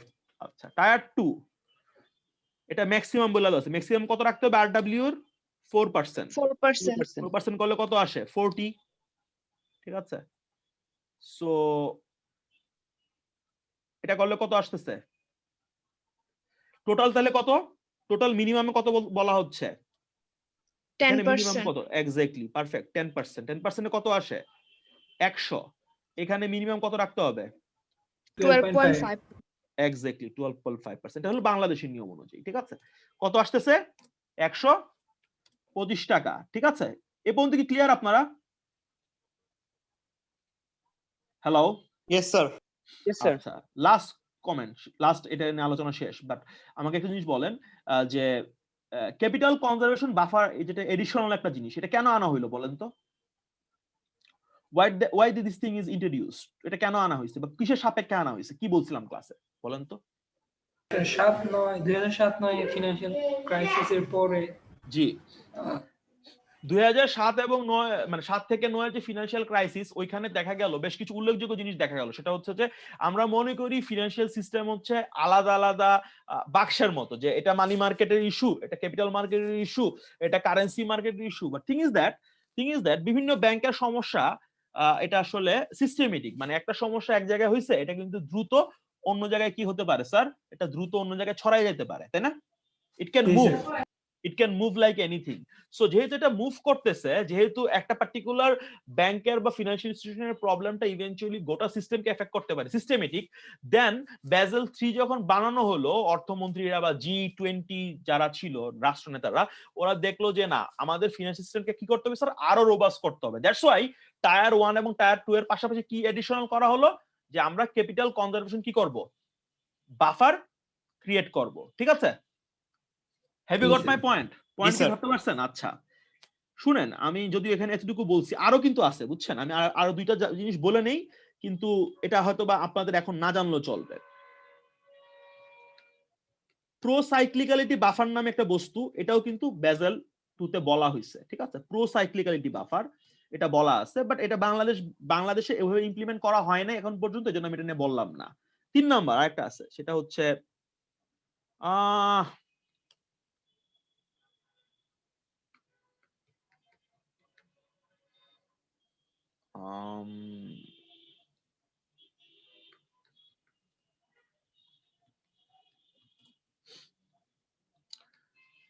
এই দুইটা কনসেপ্ট তো এডিশনাল বলা হয়েছে, ঠিক আছে? একটা হচ্ছে প্রোসাইক্লিক্যালিটি বাফার রাখার কথাও বলা আছে, এবং বলা হচ্ছে কোন একটা ইকোনমিতে সবগুলা ফিনান্সিয়াল প্রতিষ্ঠান সমানভাবে গুরুত্বপূর্ণ না। There are some institution which are too big to fail. যে সকল ইনস্টিটিউশন গুলো অনেক বড়, ওদেরকে আরো কি রাখতে হবে? আরো এডিশনাল রাখতে হবে, ঠিক আছে? হ্যালো? Yes sir. বেজেল 3 তে ক্যাপিটাল কনজারভেশন বাফারের পাশাপাশি আরো দুই ধরনের বাফারের কথা বলা আছে। একটা হচ্ছে প্রো সাইক্লিক্যালিটি বাফার। কোন একটা ইকোনমিতে যখন অনেক বেশি এক্সপানশন শুরু হয় বা কোন একটা ইকোনমি যখন বুমের দিকে আগাতে থাকে, তখন বিভিন্ন ব্যাংকারদের মধ্যে লোন দেওয়ার যে প্রবণতা, এটা অনেক বেশি বেড়ে যায়। লোন দেওয়ার প্রবণতাটা অনেক বেশি বেড়ে যায়, ঠিক আছে? তো বলা হচ্ছে কোন একটা ইকোনমি যখন অনেক বেশি এক্সপান্ড করবে, তখন সেন্ট্রাল ব্যাংকাররা যদি মনে করে তারা ক্যাপিটাল কনজারভেশন বাফারের পাশাপাশি তারা চাইলে প্রো সাইক্লিক্যালিটি বাফারও আনতে পারবে। বাংলাদেশে এখন পর্যন্ত প্রো সাইক্লিক্যালিটি বাফার ইন্ট্রোডিউস করা হয় নাই। এবং 3 নাম্বার যেটা বলা হচ্ছে যে সকল ফিনান্সিয়াল ইনস্টিটিউশন সমানভাবে গুরুত্বপূর্ণ না, ঠিক আছে? কিছু কিছু ফিনান্সিয়াল ইনস্টিটিউশন এত বড় সাইজে যে this are too big to fail, ওটা ফেল করলে পুরো সিস্টেম কোলাপস করতে পারে। মেবি 2004 এর দিকে বাংলাদেশে ওরিয়েন্টাল ব্যাংক, যেটা বর্তমান নাম হচ্ছে আইসিবি ইসলামিক ব্যাংক, ওটা ফেল করছিল, ঠিক আছে? বাট ওরিয়েন্টাল ব্যাংক অথবা আইসিবি ইসলামিক ব্যাংক, এটার যে সাইজ ছিল, এটা বাংলাদেশের গোটা ফিনান্সিয়াল সিস্টেমের জন্য বড় কোনো প্রবলেম ছিল না। What about Sonali bank? Sonali bank বাংলাদেশের ফিনান্সিয়াল ব্যবস্থার প্রেক্ষাপটে it's a very big bank. Sonali bank maybe হচ্ছে সিস্টেমেটিক্যালি ইম্পর্টেন্ট ফিনান্সিয়াল ইনস্টিটিউশন। তো সোনালী ব্যাংকের জন্য রেগুলেটররা হয়তো বা কোনো একটা সময় বা এরকম বড় বড় ব্যাংকারের ক্ষেত্রে হয়তো বা কোনো একটা সময় এডিশনাল বাফার রাখার চিন্তা করবে। তার মানে বাফার যে দুইভাবে খালি ক্যাপিটাল কনজারভেশন বাফারের কথা বলা হয়েছে তা না। ইকোনমি যখন এক্সপান্ড করে, লোকজন অনেক বেশি লোন নেয়, ব্যাংকাররা অনেক বেশি লোন দেয়, কিন্তু যখন বিজনেস সাইকেলটা যখন ডাউনওয়ার্ড যায়, তখন এটাই এক ধরনের গলার ফাঁসে পরিণত হয়। সো এই জন্য যখন ইকোনমি এক্সপান্ড করে, তখন বলা হয়েছে যে সেন্ট্রাল ব্যাংকাররা চাইলে প্রো সাইক্লিক্যালিটি বাফার ক্রিয়েট করতে পারে, যেটা রেট হচ্ছে 0.25% থেকে 2.5% অফ RWA, এবং এটাও রাখতে হবে CET1 ফরম্যাটে। এটা বাংলাদেশ এখনো করে নাই, এই জন্য আমি বলি নাই। এবং বলা হচ্ছে বেশ কিছু ফিনান্সিয়াল ইনস্টিটিউশনকে আলাদা করা, যারা হচ্ছে টু বিগ, যারা অনেক বড়, যারা ফিনান্সিয়াল সিস্টেমের জন্য একটা ঝুঁকি, যদি তারা ফেল করে ওদের জন্য আরো এডিশনাল বাফার, এটা হচ্ছে মাইক্রো লেভেলের বাফার বলতে পারেন, এটাও বাংলাদেশ ব্যাংক এখনো চালু করে নাই। এই পর্যন্ত কি মোটামুটি বুঝতে পারছি আমি? জি স্যার। স্যার ওকে, তাহলে জি এর বলেন। পার্সপেক্টিভ প্রো সাইকেলিটি বাফার এটার পার্সপেক্টিভ কি ওই যে 2008-9 সালে রিয়েল এস্টেট গুলোর জন্য কি এরকম করা হয়েছিল? মানে এইরকম আমি এক্স্যাক্টলি বলতে পারবো না যে রিয়েল এস্টেট সেক্টরের রিয়েল এস্টেট সেক্টর হচ্ছে প্রোসাইক্লিক্যাল। আপনি কি প্রোসাইক্লিক্যাল ব্যাপারটা বুঝেন? প্রোসাইক্লিক্যাল মানে কি বুঝেন? না স্যার। Do you understand? আচ্ছা, আমি আপনাকে হালকা একটা আইডিয়া দিই, খুব ছোট একটা আইডিয়া দিই। ধরেন আপনি কক্সবাজার যেতে চান, কক্সবাজার যাওয়ার উপায় কি বলেন তো? বাসে যেতে পারেন, তাই না? অথবা জি কি স্যার। করতে পারেন? প্লেনে যেতে পারেন। আচ্ছা, জি স্যার। আপনি আমাকে বলেন, জনগণের হাতে যখন অনেক টাকা চলে আসে, তখন যারা ধরেন আগে বাসে করে যাইতো ওরা বা মাইক্রো করে যেত, ওরাও চিন্তা করবে কি যে একটু প্লেনে যাই, তাই না? ইয়েস স্যার, আবার এটাই। টাকা যখন কমা শুরু করে তখন কি হয়, যে কক্সবাজার যাব, আমার টাকা অল্প বা এজ এ হোল সবার টাকাই অল্প, সো আমরা কি করবো, আমরা একটা মাইক্রো করে চলে যাবো, তাই না? জি প্লেনে স্যার। যাব না। তার মানে দেখেন, aviation industry, hotel tourism industry, গাড়ি বানাবার ইন্ডাস্ট্রি, তারপর হচ্ছে obviously real estate industry, these are pro cyclical. Business যখন এক্সপান্ড করে, জনগণের কাছে যখন ইনকাম লেভেল বাড়তে থাকে, এই বিজনেসগুলো অনেক বেশি মাত্রায় বাড়ে, এই বিজনেসগুলো স্যার অনেক বেশি মাত্রায় বাড়ে, ঠিক আছে? সো এগুলো হচ্ছে মোর প্রো সাইক্লিক্যাল। সো যারা গবেষক তারা দেখছে যে কোন একটা ইকোনমি যখন জিডিপি যখন খুব দ্রুত গতিতে বাড়তে থাকে, তখন লেন্ডিং এর যে অ্যামাউন্টটা ওইটা অনেক বেশি বাড়ে। তার মানে আমি যখন পিকে থাকি বা আমি যখন এক্সপানশন করি, তখন আমার ক্রেডিট গ্রোথও অনেক বেশি হয়। তার মানে আমি অনেক বেশি লোন দিচ্ছি এবং অনেক বেশি প্রবলেম মেবি পটেনশিয়াল ক্রিয়েট করতেছি। এই জন্য বলা হচ্ছে কোন একটা ইকোনমি যখন এক্সপানশনে থাকে, যদি আমরা দেখি যে আমাদের ক্রেডিট গ্রোথ যে রেটটা, ক্রেডিটের যে গ্রোথ রেট, এটার সাথে আমরা জিডিপি কে একটা রেশিও করবো, মানে ক্রেডিট ভার্সেস জিডিপি, ওই রেশিওটা যদি বিপজ্জনক মাত্রার বেশি চলে যায়, দেন একটা সেন্ট্রাল ব্যাংক সে গোটা সিস্টেমের জন্য প্রো সাইক্লিক্যাল বাফার ইন্ট্রোডিউস করতে পারে। বাট বাংলাদেশ ব্যাংক এখন পর্যন্ত গত 4 বছরে আমি যতটুকু জানি, they never introduce that kind of a buffer, pro cyclical buffer. বলা হচ্ছে আইনে বেসেল 3 তে বলা হচ্ছে that buffer can be 0.25% up to 25% of the RWA, এবং এটাকে রাখতে হবে CET1 ফরম্যাটে। যেহেতু আনে নাই বাংলাদেশ, আমি এটা আলোচনা করলাম না, এটা কোনো এক্সাম্পল দিলাম না। এন্ড লাস্টলি হচ্ছে there are some financial institution which are very big, এবং এগুলা যেহেতু অনেক বড় সাইজে, এগুলা মেবি একটা পটেনশিয়াল প্রবলেম হতে পারে যদি এগুলা ফেল টেল করে ফেলে কোনো একটা কারণে, ঠিক আছে? সো এগুলাকে অতিরিক্ত বাফার রাখার কথা বলা হচ্ছে, বাট বাংলাদেশ ব্যাংক এখনো এটা চালু করে নাই বাংলাদেশে, ঠিক আছে? ক্লিয়ার এ পর্যন্ত? জি স্যার। ওকে, আমরা কি নিয়ে কথা বলছি? আমরা কথা বলছি হচ্ছে, দেখেন আমরা কথা বলছি হচ্ছে এডিশনাল কি রাখা, ক্যাপিটাল রাখা, তাই না? Yes, sir. Okay fine, additional capital রাখা। একটু দাঁড়ান, এটা না আমার লাস্ট কথা, এটার মধ্যে আমার লাস্ট যে কথাটা সেটা আমি বলে নিই, তারপর শেষ করব। লেভারেজ রেশিও বলতে আমরা কি বুঝি? What is the leverage ratio?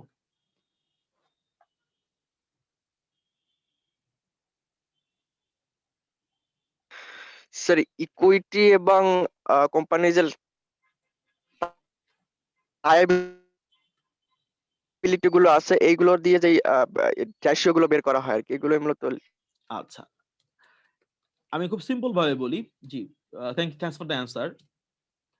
আচ্ছা, আপনি একটা জিনিস খেয়াল করেন, এই যে আমরা এই মাত্র বের করলাম, এই যে টোটাল ক্যাপিটাল রিকোয়ারমেন্ট বের করলাম, ঠিক আছে, প্রিজার্ভ করতে হবে, এটা বের করার সময় আমরা অ্যাসেটকে কিভাবে ভাগ করছিলাম মনে আছে? আমরা কি টোটাল অ্যাসেট নিছিলাম নাকি আমরা কি নিছিলাম বলেন তো? RWA. RW নিছিলাম। আচ্ছা, এট দ্য সেম টাইম বাংলাদেশের নিয়ম অনুযায়ী প্রত্যেকটা ফাইন্যান্সিয়াল প্রতিষ্ঠানকে, ব্যাংকারকে মিনিমাম লেভারেজ রেশিও রাখতে হবে কত জানেন? 3%। আচ্ছা, কিভাবে ক্যালকুলেশন করা হবে এটা?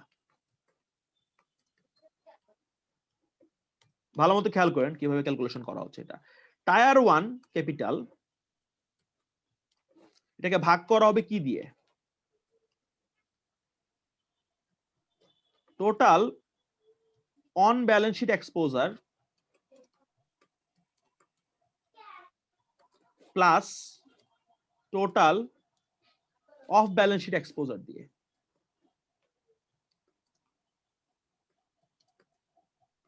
আচ্ছা, এটার মানে কি বলেন তো?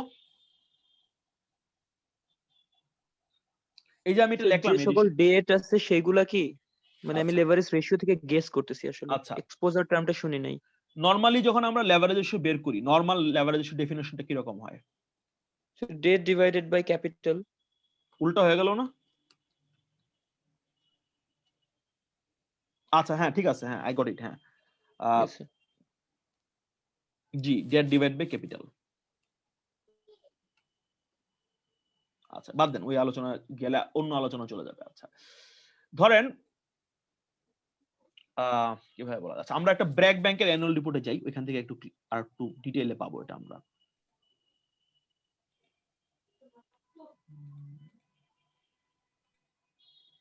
আপনারা কি অ্যানুয়াল রিপোর্ট দেখতে পাচ্ছেন? Yes sir. Perfect. Yes sir.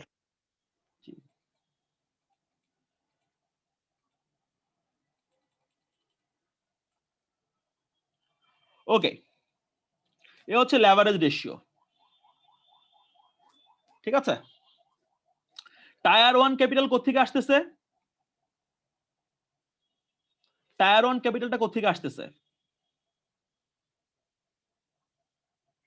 Hello, net income থেকে।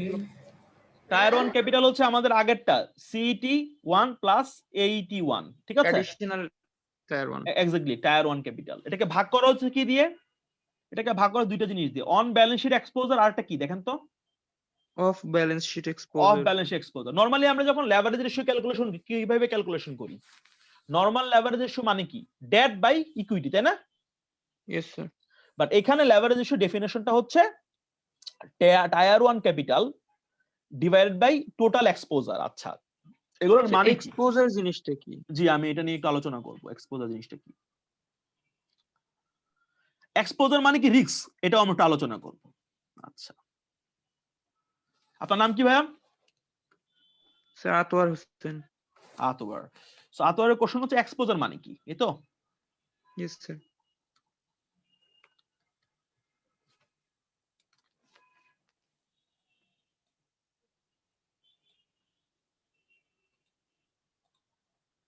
ওকে, আতওয়ার এলসি খোলা কি জিনিস বলেন তো? এলসি তে কি হয়?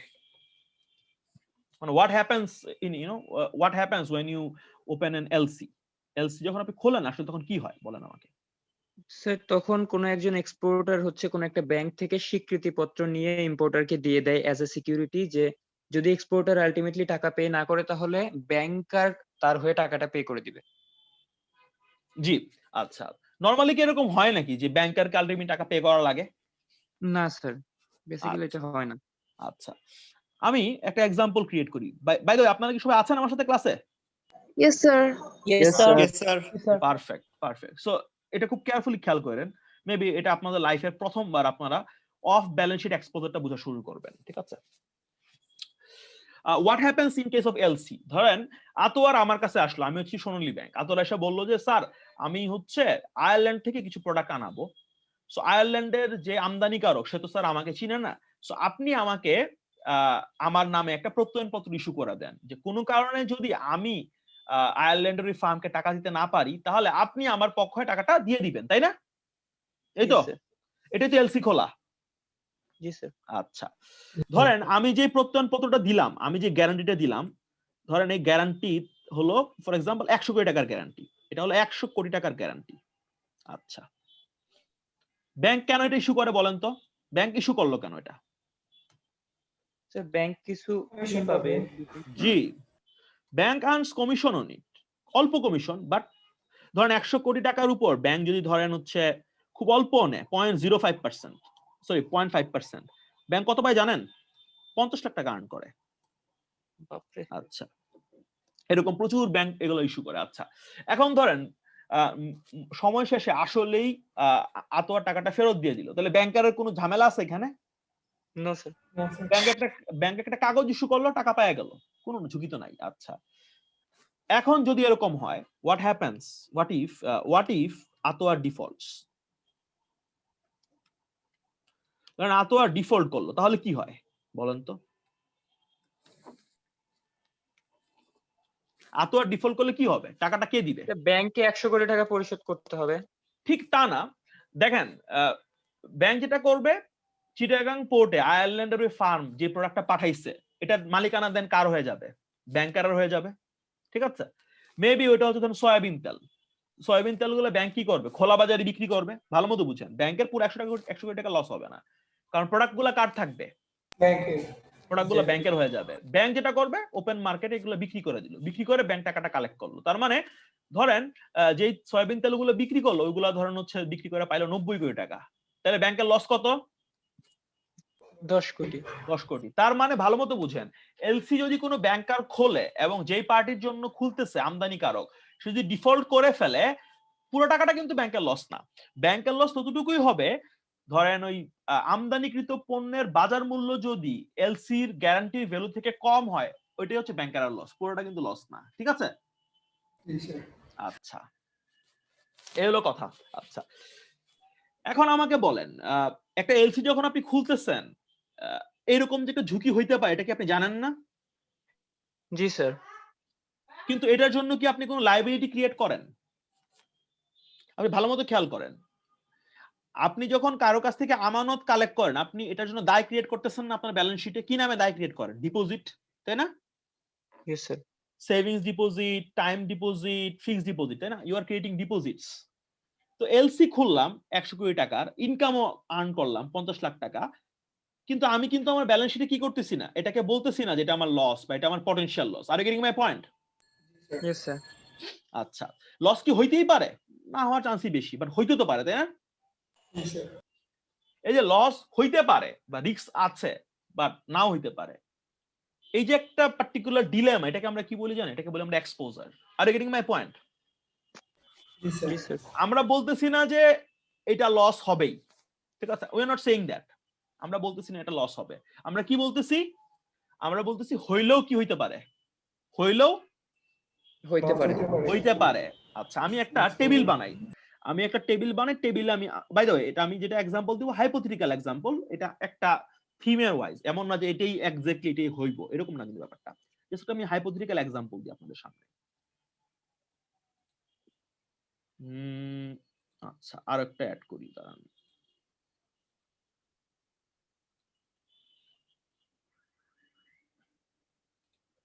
ভালো মতো খেয়াল করবেন, বুঝা নেন বিষয়গুলা। এলসি ওপেন করা হইলো কত দামে? আমার গ্যারান্টির ভ্যালু কত? 100 crore। জি, গ্যারান্টির ভ্যালু হচ্ছে 100 crore। আপনি একজন ইন্ডিপেন্ডেন্ট অডিট ফার্ম দিয়ে অডিট করাইলেন, সে বলল যে ভাই 10 কোটি টাকা কি হইতে পারে? লস হইতে পারে, সর্বোচ্চ ম্যাক্সিমাম প্রবাবল লস। এটাকে আমরা কি বলবো? এটা কি হইবই? অ্যানসার হচ্ছে না, এটা হইতে পারে, এটা হতে পারে। আচ্ছা, ধরেন সরকারকে লোন দিলেন, ধরেন 10 কোটি টাকা, 10 কোটি টাকা। সরকারকে লোন দিলে টাকা ফেরত আসার সম্ভাবনা কত? 100%। এখানে এক্সপোজার কত টাকার? 0। ধরেন আপনি কর্পোরেটকে লোন দিলেন, বাংলাদেশের নিয়ম বলি, কর্পোরেটকে লোন দিলেন এবং এটা হচ্ছে ট্রিপল এ রেটিং, ধরেন 10 কোটি টাকা। বাংলাদেশের নিয়ম অনুযায়ী 10 কোটি ইনটু হচ্ছে 0.2, এটা হচ্ছে এটার ওয়েট। এক্সপোজার কত? 2 crore। I'm just giving you some example. I'm not saying that my estimates are correct, বা আমি যেভাবে বলতেছি বিষয়টা একদম এরকম। আমি জাস্ট আপনাকে একটা আইডিয়া দেওয়ার চেষ্টা করতেছি যে এক্সপোজার ব্যাপারটা আসলে কি। যে কোনো একটা কন্ট্রাক্টে যাওয়া, দেখেন গভর্নমেন্টকে লোন দেওয়া, এটা কি একটা কন্ট্রাক্ট না আমার সাথে গভর্নমেন্টের, তাই না? কর্পোরেটকে লোন দিলাম, এটা কি স্যার? এটাও কি একটা কন্ট্রাক্ট, ঠিক আছে? সো সবগুলা কন্ট্রাক্টের ঝুঁকি কিন্তু আলটিমেটলি কি না, একরকম না, বা সবগুলা কন্ট্রাক্টে যাওয়ার ফলে আমার যে ম্যাক্সিমাম লস হতে পারে, প্রবাবল লস, সেটা সমান না। তার মানে কি স্যার? তার মানে হচ্ছে এক্সপোজার গুলা কি হয়?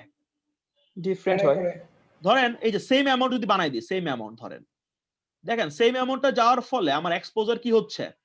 আমার এক্সপোজার কিন্তু কি স্যার ডিফারেন্ট, তাই না? আমার এক্সপোজার গুলো ডিফারেন্ট। আচ্ছা, এবার আসেন অন ব্যালেন্স শিট এবং অফ ব্যালেন্স শিট বলতে আমরা কি বুঝি? অন ব্যালেন্স শিট মানে কি বলেন তো আমাকে? So, যেগুলো ব্যালেন্স শিটে দেখানো যাবে। এক্স্যাক্টলি, এটা তাহলে কি অন না? লোন কি একটা Yes. অ্যাসেট দেখাই না আমি? কর্পোরেট লোন, এটা Yes, কি sir. অন? What about this one? Off balance sheet. That's the off balance sheet. Have you got my point? Off balance sheet বলতে কি বোঝাচ্ছি আমি? আচ্ছা, জি স্যার।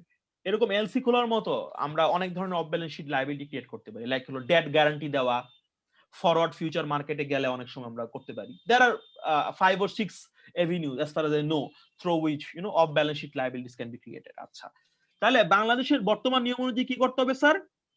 ভালো মতো খেয়াল করেন, বাংলাদেশের বর্তমান নিয়ম অনুযায়ী আমাকে কোনটা ইমপ্লিমেন্ট করতে হবে?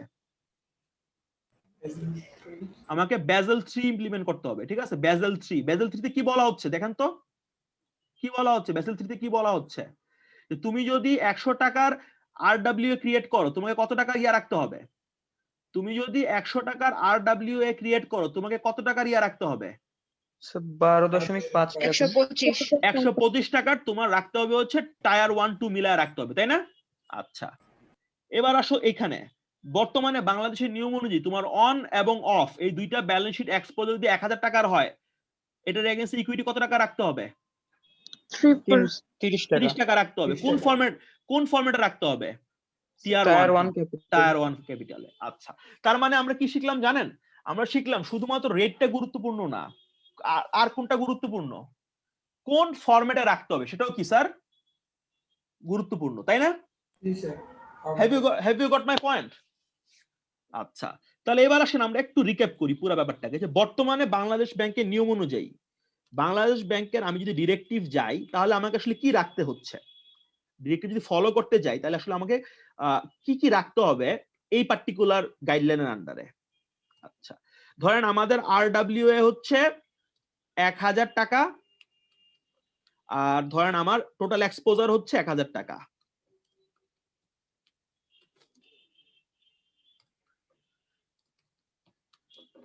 বাংলাদেশের বর্তমান নিয়ম অনুযায়ী কোন একটা ব্যাংকের যদি আরডব্লিউ হয় 1000 টাকা, তাকে কি কি রাখতে হবে বলেন তো আমাকে?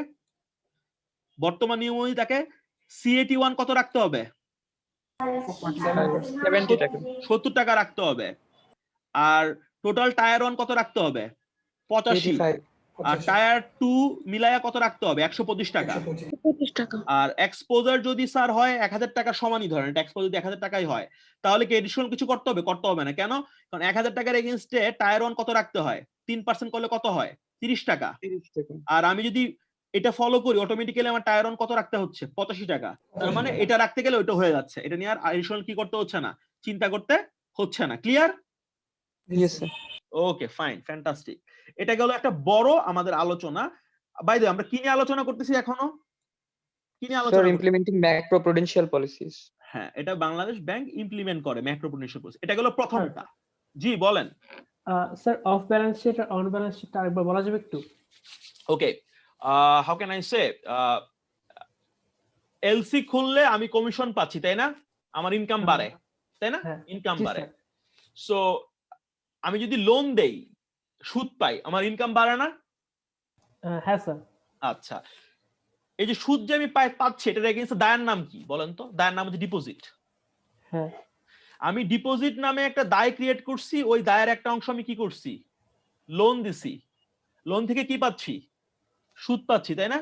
হ্যাঁ, সো এই যে আমি প্রত্যেক বছরে আমি যে ধরেন ইনকাম জেনারেট করতেছি অ্যাজ এ ব্যাংকার, এটার এগেইনস্টে কি আছে? আমার একটা লায়াবিলিটি আছে না? হ্যাঁ। নাম কি এটার? Deposit. Deposit. So I have created a liability in my balance sheet whenever I'm earning interest income. আচ্ছা, what about this one? আমি এলসি খুললাম, আমি এলসি ওপেন করলাম, কত টাকা কমিশন আর্ন করলাম? 50 লাখ টাকা। এখন হ্যাঁ, আমি হয়তোবা ওই ব্যক্তি হয়তোবা ফেল নাও করতে পারে, বা আমি একজন ইন্ডিপেন্ডেন্ট অডিটরদের অ্যাসেস করালাম যে আসলে যদি এরকম হয় সে ফেল করলো এবং পণ্য মূল্য যদি আসলে কমে যায় খোলা বাজারে বিক্রি করতে গেলে ম্যাক্সিমাম লস কত? সে বললো যে ম্যাক্সিমাম লস 10 কোটি টাকা। আমি কি আমার ব্যালেন্স শিটে লায়াবিলিটি ক্রিয়েট করছি এটার জন্য? নো। না। আমি কিন্তু ইনকামটাকে দেখাচ্ছি ইনকাম স্টেটমেন্ট, বাট আমি কিন্তু হ্যাঁ। বলতেছি না যে ইনকামটা জেনারেট করার জন্য আমার এক্স্যাক্টলি কি দায় ক্রিয়েট হয়েছে। Have you got my point? হ্যাঁ। সো যেহেতু এই দায়টা এই প্রবাবল, আমি বলতেছি এটা দায় হবে, আই এম সেইং যে হইতে পারে, আই এম নট সেইং যে এটা দায়, মানে এটা দায় মানে আমি বলতে চাচ্ছি না, আমি বলতেছি না যে এটা আমার 100% দায়, আমি জাস্ট বলতেছি এটা একটা প্রবাবল দায়, it's more like a contingent liability. But আমি কি লায়াবিলিটি দেখাচ্ছি ইন মাই ব্যালেন্স শিট? আচ্ছা no, I am not creating that liability, তাই না? হ্যাঁ, তাহলে এটাকে কি বলবো আমরা? Of balance sheet. জি, এটা হচ্ছে অফ ব্যালেন্স শিট। সো শুধুমাত্র এরকম না, যেমন ধরেন মিউনিসিপাল গভর্নমেন্ট যখন একটা বন্ড ইস্যু করে, মিউনিসিপাল গভর্নমেন্ট যদি কোনো কারণে কুপন দিতে না পারে, এটার উপরও কিন্তু ব্যাংকাররা ডেট গ্যারান্টি দেয়। ব্যাংকাররা বলে দেয় যে এই মিউনিসিপাল কর্পোরেশন কোনো কারণে যদি তার ইস্যু করা মিউনিসিপাল বন্ডে টাকা দিতে না পারে, তাহলে আমরা তার পক্ষ হয়ে টাকাটা দিয়ে দিব। জেনারেলি মিউনিসিপাল কর্পোরেশন ডিফল্ট করে না এবং ব্যাংকার একটা রেগুলার ইনকাম আর্ন করে through providing that guarantee. But municipal corporation কোনো ফিসকাল ইয়ারে যদি সমস্যায় পড়ে যায় এবং কুপন যদি পেমেন্ট না করতে পারে, বা কোনো মিউনিসিপাল কর্পোরেশন দেউলিয়া হয়ে যায়, আপনারা চাইলে এটা সার্চ দিতে পারেন, অরেঞ্জ কাউন্টি মিউনিসিপাল কর্পোরেশন। তো এরকম যদি হয়, ওই ডেট গ্যারান্টির ফলে যে কমিশনটা পাইছে ওর থেকে অনেক বেশি liability banker ultimately eventually create করে ফেলতেছে। বাট যখন প্রথমে সে যখন টাকাটা পাচ্ছে as commission debt guarantee issue করার জন্য, সে কিন্তু এটার জন্য কি করে না, কোনো লায়াবিলিটি ক্রিয়েট করে না। সো এলসি খোলা, ডেট গ্যারান্টি দেওয়া, এট টাইমস ফিউচার ফরওয়ার্ড মার্কেটে তুমি করতেছো, এট টাইম তুমি চুক্তি করে দিচ্ছ যে আমি ট্রেজারি সিকিউরিটি বিডে পার্টিসিপেট করব এবং তোমাকে রিটেল লেভেলে এত দামে তোমাকে আমি বন্ড গুলা প্রোভাইড করব। তুমি যখন বিড করতে গেলা, গিয়ে দেখলা যে আসলে তুমি যেই দামে চিন্তা করছিলা ওই ইল্ড অ্যাভেলেবল না, কিন্তু তুমি যেহেতু অলরেডি কমিটমেন্ট করে ফেলছো একটা রিটেল লেভেল ইন্ডিভিজুয়ালের সাথে যে I am going to pass you those treasury security, তোমাকে কিন্তু ওই দামে দিতে হবে, এটার ফলে লস হতে পারে। সো ট্রেজারি সিকিউরিটি বিক্রি করা সেকেন্ডারি পার্টির কাছে, যেটা ডিরেক্টলি সেকেন্ডারি পার্টি কিনতে পারে না, এটার মাধ্যমে ব্যাংকার কি করে, কমিশন আর্ন করে, লেটার অন তার দায় ক্রিয়েট হতে পারে। এলসি খোলার মাধ্যমে আজকে ইনকাম হচ্ছে, কমিশনের মাধ্যমে পরে দায় ক্রিয়েট হতে পারে। ডেট গ্যারান্টির মাধ্যমে আজকে ইনকাম হচ্ছে, পরে দায় ক্রিয়েট হতে পারে। সো একটা ব্যাংকার শুধুমাত্র যে অনেকগুলো on balance sheet liability create করে তা না, সে কিন্তু তার বিভিন্ন কাজের মাধ্যমে সে যেরকম ইনকাম যে বুস্ট করে, ইনকাম বুস্ট করতে গিয়ে সে এমন কিছু ক্রিয়েট করতে পারে লায়াবিলিটি, যেটা পরবর্তী সময় বড় আকার ধারণ করতে পারে। Have you got my point? Perspective ধরতে পারছেন? হ্যাঁ, এবার ঠিক আছে। That's call off balance sheet liability. আচ্ছা, এনিওয়েজ, সো আমরা এই আলোচনাটা এখানে শেষ করি। আমরা এখন আমাদের 2 নাম্বার এর আন্ডারে 2 নম্বরে যাচ্ছি। ঠিক আছে, এর আন্ডারে 2 নম্বরে যাচ্ছি। 2 নম্বরটা আপনাদের একটু 2 নম্বর যে পয়েন্ট আপনাদের অনেক সহজ লাগবে, বিকজ কম বেশি আপনারা জানেন এটা, কম বেশি আপনারা এটা জানেন। আচ্ছা, এডুকেট ক্যাপিটালের পাশাপাশি কি রাখতে হবে বলেন তো আমাকে? স্যার। জি বলেন, জি বলেন বলেন। স্যার এর আগের ক্লাস, জি স্যার এর আগের ক্লাসে আপনি স্যার ওই ব্র্যাক ব্যাংকের অ্যানুয়াল রিপোর্টটা এবং একটা ডক ফাইল দিছিলেন স্যার, ওই দুটো স্যার ডাউনলোড করা যায় না। এটা কি আপনার প্রবলেম হয়েছে নাকি সবার হয়েছে? আমি নিজেও ডাউনলোড করতে পারিনি, পরে কিন্তু আমি চেঞ্জ করে দিছি। এখন এটা কি আমি করতে পারছি না স্যার, এখন বাকি কেউ পারবে কিনা এটা তো। আচ্ছা, কেউ কি আসলে কেউ পারতেছে না, ফাইলটা আসলে দেখাচ্ছে যে owner has move the file to trash. না না না, আপনার কি ব্র্যাকেটটা? স্যার ডক ফাইল যেটা দিছেন স্যার ওইটা। ডক ফাইল কোনটা ভাই, ভালো করে বলেন, আমি তো কনফিউজ। ডক ফাইল মানে মানে স্যার আমাদের যে এই তো ডকুমেন্টটা মানে ওয়ার্ক ফাইল যেটা দেন না জি জি ডকুমেন্টস। জি, জি স্যার ওয়ার্ড ওইটা ফাইলটা কি নাই ক্লাস 9 এরটা? স্যার আছে কিন্তু ওপেন হচ্ছে না স্যার। আচ্ছা স্যার দাঁড়ান, ক্লাসরুমে দুইটাই আছে বাট দুইটা ওপেন হয় না। আচ্ছা দাঁড়ান একটা মিনিট দেন, আমি এখনই যদি পারি। আহ,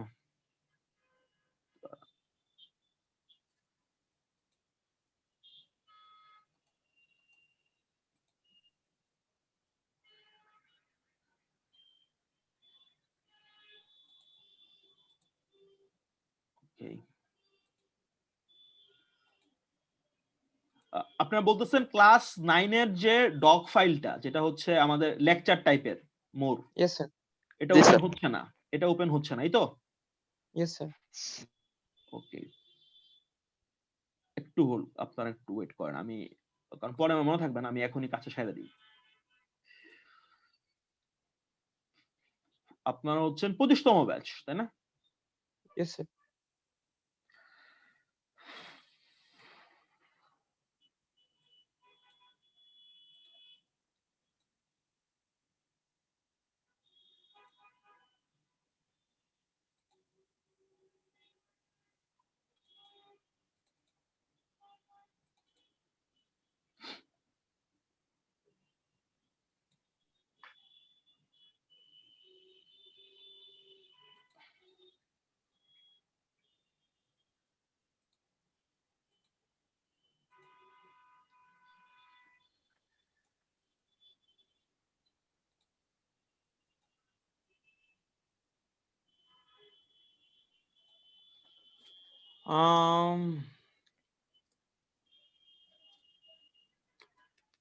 আপনারা দেখেন তো আমাকে, আমি একটা নতুন একটা পোস্ট দিছি জাস্ট সিম্পলি, আমি একটা ক্লাস 9 এর লেকচারটা আমি আপলোড করছি।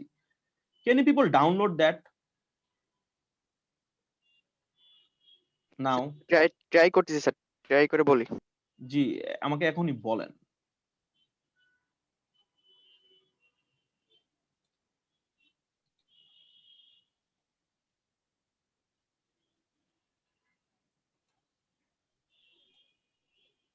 জি স্যার। হ্যাঁ স্যার, পারা যাচ্ছে ডাউনলোড। পারছেন তাই না? হ্যাঁ, থ্যাংক ইউ। আপনারা Yes. বলছেন, একটা কাজ করি দাঁড়ান, আমি এটা আমার ইয়াটাও দিয়ে দিই, কি বলে এটা, কি যে অবস্থা।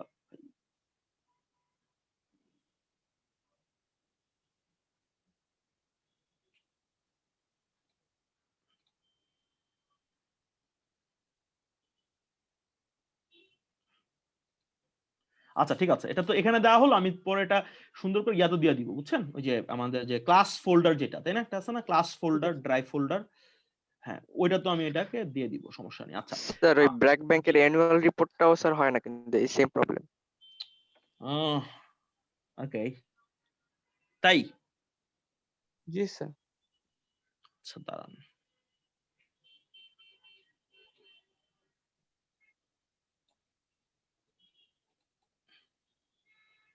স্যার অ্যানুয়াল রিপোর্ট তো আমরা ব্র্যাক ব্যাংকের ওয়েবসাইট থেকেও ডাউনলোড করতে পারবো, তাই না? তা পারবেন। হ্যাঁ, অ্যানুয়াল রিপোর্ট আপনারা ব্র্যাক ব্যাংক এরিয়া থেকেও ডাউনলোড করতে পারবেন, ঠিক আছে? তাহলে দিতে হবে না, আমরা ডাউনলোড করে নেব। এটা 2019 সালে না, আমি চেষ্টা করবো দিয়ে দেওয়ার, পরে না হলে ইয়া করেন। এভাবে যদি কিছু মিসিং হয় আমাকে বললেন কাইন্ডলি। হ্যাঁ ঠিক আছে, এনিওয়েজ তো আপনাদের কি স্যার আপনি ওয়ার্ড একটু সেন্ড করলে ভালো হতো স্যার। আচ্ছা আমি সেটাও করে দেবো, আপনাদের যা যা লাগবে আমি করে দেবো, কোনো সমস্যা নাই, ঠিক আছে, আমাকে বললেই হবে। আচ্ছা শুনেন, আমরা, আপনার কি ওয়ার্ড ফাইলটা দেখতে পাচ্ছেন, ওয়ার্ড ফাইল? জি স্যার। হ্যাঁ, সো আমরা এতক্ষণ কি নিয়ে কথা বলছিলাম, ব্যালেন্স শিটে কি রাখতে হবে, ক্যাপিটাল রাখতে হবে, তাই না? তাই তো? Yes, sir. আচ্ছা এবার আসুন 2 নাম্বার বড় পলিসি, যদি এভাবে তারা বলে না, সেটা কি? সেটা হচ্ছে কি রাখতে হবে, এডিশনাল আর কি রাখতে হবে, Liquidity. লিকুইডিটি রাখতে হবে। আচ্ছা লিকুইডিটি রাখার কি কি উপায় ছিল? বাংলাদেশে কিছু ট্রেডিশনাল উপায় কিন্তু আপনারা একদম মুখস্থ পারেন, কোনগুলা বলেন তো? CRR, SLR. জি, ট্রেডিশনাল ওয়ে। সিআরআর কি জিনিস ভাই বলেন তো আমাকে? Cash reserve ratio. জি, আর এটা হচ্ছে এসএলআর, তাই না?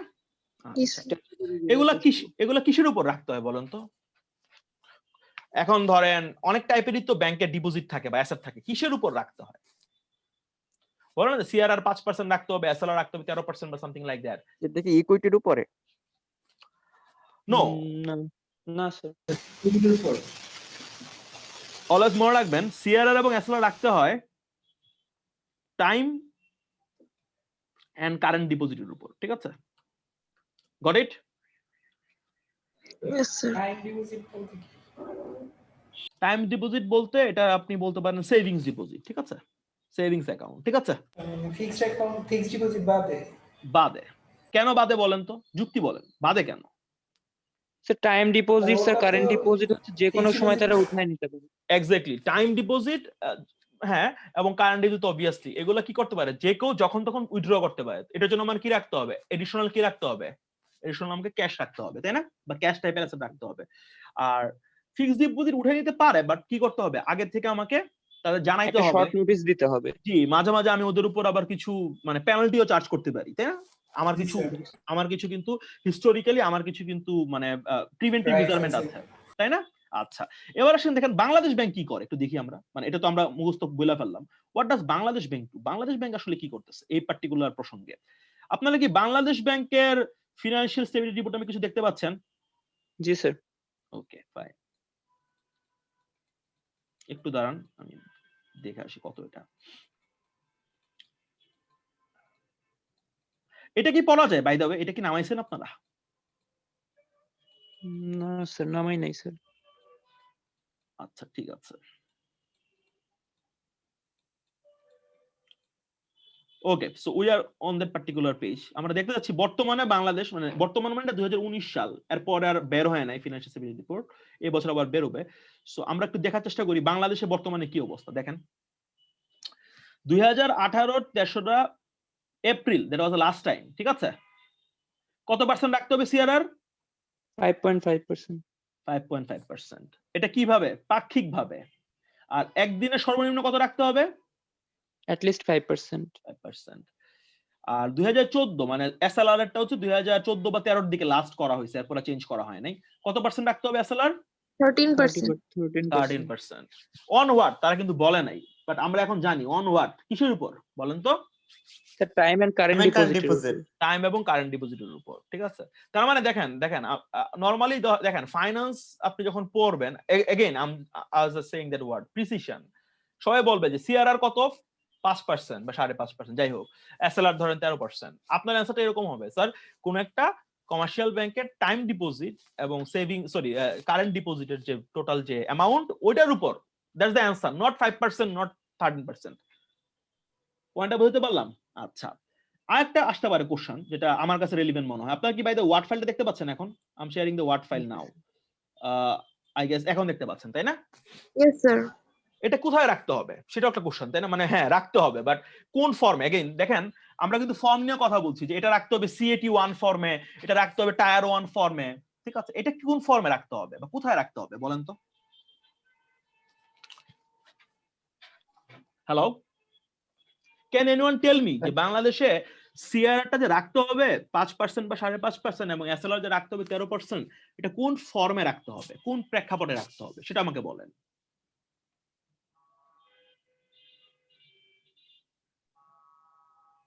আচ্ছা, আমি আগে আমেরিকার কথাটা বলি, তারপর আমি আসি, ঠিক আছে? হ্যালো, বাংলাদেশের মতো আমেরিকার যে সেন্ট্রাল ব্যাংক তার নাম হচ্ছে federal reserve system. Federal reserve সিস্টেমের যারা মেম্বার ব্যাংক ওদেরকে রেগুলার এগুলো রাখতে হয়, সিআরআর রাখতে হয়, ক্যাশ রিজার্ভ রেশিও মেইনটেইন করতে হয়। 2004 বা 5 এর আগ পর্যন্ত আমেরিকা সেন্ট্রাল ব্যাংক যখন তার মেম্বারদেরকে বলতো সিআরআর রাখতে, এটার মানে ছিল এরকম যে মেম্বাররা তাদের একটা মানে মেম্বাররা সেন্ট্রাল ব্যাংকের ভোল্ট টাকাটা রাখবে। তার মানে টাকাটা কোথায় রাখতে হবে? সেন্ট্রাল ব্যাংকের কাছে রাখতে হবে, এবং সেন্ট্রাল ব্যাংক জেনারেলি এটার উপর তখন কোনো ইন্টারেস্ট দিত না। 2004-5 এর পর থেকে সেন্ট্রাল ব্যাংক বলছে যে ওইটার এত ম্যাগনিটিউড, এটার উপর কি দিবে সেন্ট্রাল ব্যাংক? একটা কি দিবে সেন্ট্রাল ব্যাংক? বলছে সেন্ট্রাল ব্যাংক এটার উপর একটা ইন্টারেস্ট দিবে। Have you got my point? So এখানে অনেকগুলো প্রেক্ষাপট আছে যে সিআরআর যে রাখবে, ক্যাশ টাকা যে রাখবে হাতে, এটা কোথায় রাখবে? এটা কি আমার নিজের এটা কি আমি আমার ব্যাংকের ভোল্টে রাখবো নাকি এটা আমি সেন্ট্রাল ব্যাংকের ভোল্টে রাখবো? 2 নম্বর কথা হচ্ছে এই যে টাকা রাখা হচ্ছে সেন্ট্রাল ব্যাংকে, would it be interest bearing or not? So আমি আমেরিকার পার্সপেক্টিভ বললাম, আমেরিকাতে টাকাটা রাখতে হবে সেন্ট্রাল ব্যাংকের কাছে, নট ইন ইয়োর ভল্ট। এটা গেল একটা। 2 নম্বর ইস্যু হচ্ছে এটা আমেরিকাতে একটা লম্বা সময় পর্যন্ত এটার কোনো ইন্টারেস্ট দিত না, এবং এটাকে বলা হয়তো এক ধরনের রেগুলেটরি বার্ডেন। তুমি রেগুলেশন ফলো করতে গিয়ে ইউ আর এ লুজার, এটা অনেক বইতে রেগুলেটরি বার্ডেন হিসেবে পরিচিত। বাংলাদেশের বর্তমান নিয়ম অনুযায়ী as far age I know, যেটা নিয়ম চেঞ্জ হয় বাই দ্য ওয়ে, বাংলাদেশ ব্যাংকেও টাকা রাখতে হবে, এট দ্য সেম টাইম কোথায় রাখতে পারবেন আপনি? আপনি আপনার নিজের কাছেও কি করতে পারবেন? এটা রাখতে পারবেন। Have you got it? Yes sir. এবং ওইটার থেকে হালকা সুদও পাওয়া যায়, ঠিক আছে? সো বাই দ্য ওয়ে এই নিয়মগুলো কিন্তু চেঞ্জ হয়। তো এই নিয়মগুলো আপনারা যেটা করবেন যে বাংলাদেশের সিআরআর এসএলআর এর রুল আছে। বাংলাদেশ ব্যাংকের ভালো দিকটা কি জানেন? নতুন কিছু আসলে তারা কি করে, সুন্দর করে রুল প্রণয়ন করা দেয়, এবং এই রুলগুলো বেসিক্যালি পাবলিকের জন্য অ্যাভেলেবল। সো আপনাদের কাজ হবে এগুলো একটু দেখা প্রিসাইজ আইডিয়া নেওয়া। কেন বলতেছি? বিকজ এই যে কোশ্চেনগুলো আমি যে আজকে ক্লাসে এগুলো বলতেছি, এই টাইপের কোশ্চেন আপনারা যখন চাকরির ভাইবা দিবেন বিভিন্ন জায়গায়, আপনাদেরকে অসংখ্যবার করা হবে, এবং people look out for precision. আপনি ফাইন্যান্স ডিপার্টমেন্টের প্রোডাক্ট, আপনি যদি গড়পড়তা অন্য ডিপার্টমেন্টের মতো কথা বলেন তাহলে তো ফাইন্যান্সে পড়ার কোনো মানে নাই। সো আপনার কাছ থেকে লোকজন শিখবে। সো এইভাবে বলতে হবে যে স্যার এটা এখানে এতটুকু রাখা যায়, এখানে এতটুকু রাখা যায়, এটার উপর সুদ পাওয়া যায়, এইভাবে বলতে হবে। ক্লিয়ার? এনিওয়েজ, সো আমরা জানলাম কি আমরা জানলাম যে সিআরআর এবং এসএলআর যে এই দুইটা কি, এই দুইটার মাধ্যমে কি করা যায়? লিকুইডিটি এনশিওর করা যায়, লিকুইডিটি এনশিওর করা যায়, এবং এটা একটা বড় একটা পলিসি প্রেসক্রিপশন। এবার আসেন বেজেল 3। বেজেল 3 কি করছে? বেজেল 3 বলছে লিকুইডিটির জন্য, সে বলছে যে আরো 2টা ইনস্ট্রুমেন্ট অ্যাড করছে, ঠিক আছে? Have you got my point? Traditionally CRR SLR তো ছিলই টাইম ডিপোজিট এবং কারেন্ট ডিপোজিটের উপর, যেটা হলো 5.5 এবং 13। বেজেল 3 কি বলছে? বেজেল 3 বলছে এডিশনাল আর কি আছে স্যার? এডিশনাল আরো 2টা তরিকা আছে, সেগুলা কি একটু আলোচনা করব আমরা যাচ্ছি আবার হচ্ছে ব্র্যাকের যে অ্যানুয়াল রিপোর্ট, সেখানে যাচ্ছি আমি। আপনারা কি ব্র্যাকের অ্যানুয়াল রিপোর্ট দেখতে পাচ্ছেন? জি স্যার। আচ্ছা, ব্র্যাকের অ্যানুয়াল রিপোর্টে ব্র্যাক বলতেছে তারা কিভাবে এটা এনশিওর করে তাদের লিকুইডিটি রিস্কের ক্ষেত্রে। তারা বলতেছে যে বেজেল 3 তে আরো 2টা নতুন রেশিও আনা হয়েছে। দেখেন তো কি কি নাম এগুলার? Liquidity what? Coverage ratio. আর এটা কি? Net stable funding ratio. Net stable funding ratio. আমি একটা কাজ করি, এগুলোকে কপি করে নিয়ে যাই, দেন আমি একটু আলোচনা করব। বেশি আলোচনা করব না বাই দ্য ওয়ে, এটা এত মানে এটাতে এত সময় দেওয়া ঠিক হচ্ছে না। যা হইছে বেজেল 3 তে আর 2টা আনা হয়েছে। একটা হচ্ছে লিকুইডিটি কাভারেজ রেশিও আর একটা হচ্ছে নেট স্টেবল ফান্ডিং রেশিও। ঠিক আছে, নেট স্টেবল ফান্ডিং রেশিও। আচ্ছা, এগুলোর মানে কি আমি খুব শর্ট করে বলি।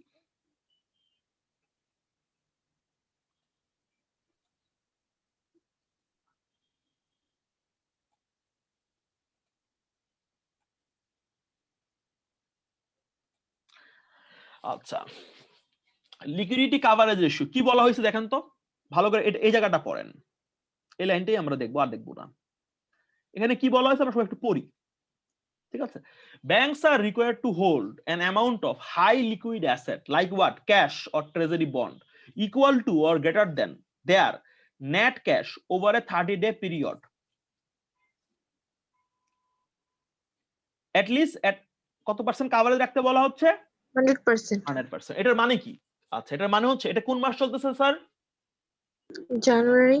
আচ্ছা, জানুয়ারি মাসে ব্র্যাক ব্যাংকের কিছু ক্যাশ ইনফ্লো হবে না এবং কিছু কি হবে স্যার? ক্যাশ আউটফ্লো হবে, তাই না? Yes sir. প্রতিটা ব্যাংকেরই কি হয়? কিছু ক্যাশ ইনফ্লো হয়, কিছু ক্যাশ কি হয়? আউটফ্লো হয়। আউটফ্লো হচ্ছে। বলা হচ্ছে কোন একটা নির্ধারিত মান্থে, কোন একটা, দেখেন এটা হলো মান্থলি বেসিস, কোন একটা নির্ধারিত মাসে কোন একটা ব্যাংকের নেট যে ক্যাশটা, মানে cash inflow minus what? Cash outflow. G, so কোন একটা নির্ধারিত মান্থে তার যে নেট ক্যাশ অ্যামাউন্ট দরকার পড়ে তার রেগুলার বিজনেস অপারেশন রান করার জন্য, ওইটা যেটা, ওইটা থেকে বেশি কি হইতে হবে? ওইটা থেকে বেশি কি হইতে হবে স্যার? ওটা থেকে বেশি হইতে হবে তার ক্যাশ এবং ট্রেজারি বন্ডের অ্যামাউন্ট। আচ্ছা, আমি একটা হালকা ছোট একটা এক্সাম্পল দিই, তাহলে মনে হয় আর একটু ক্লিয়ার হবে। আমি ফর এক্সাম্পল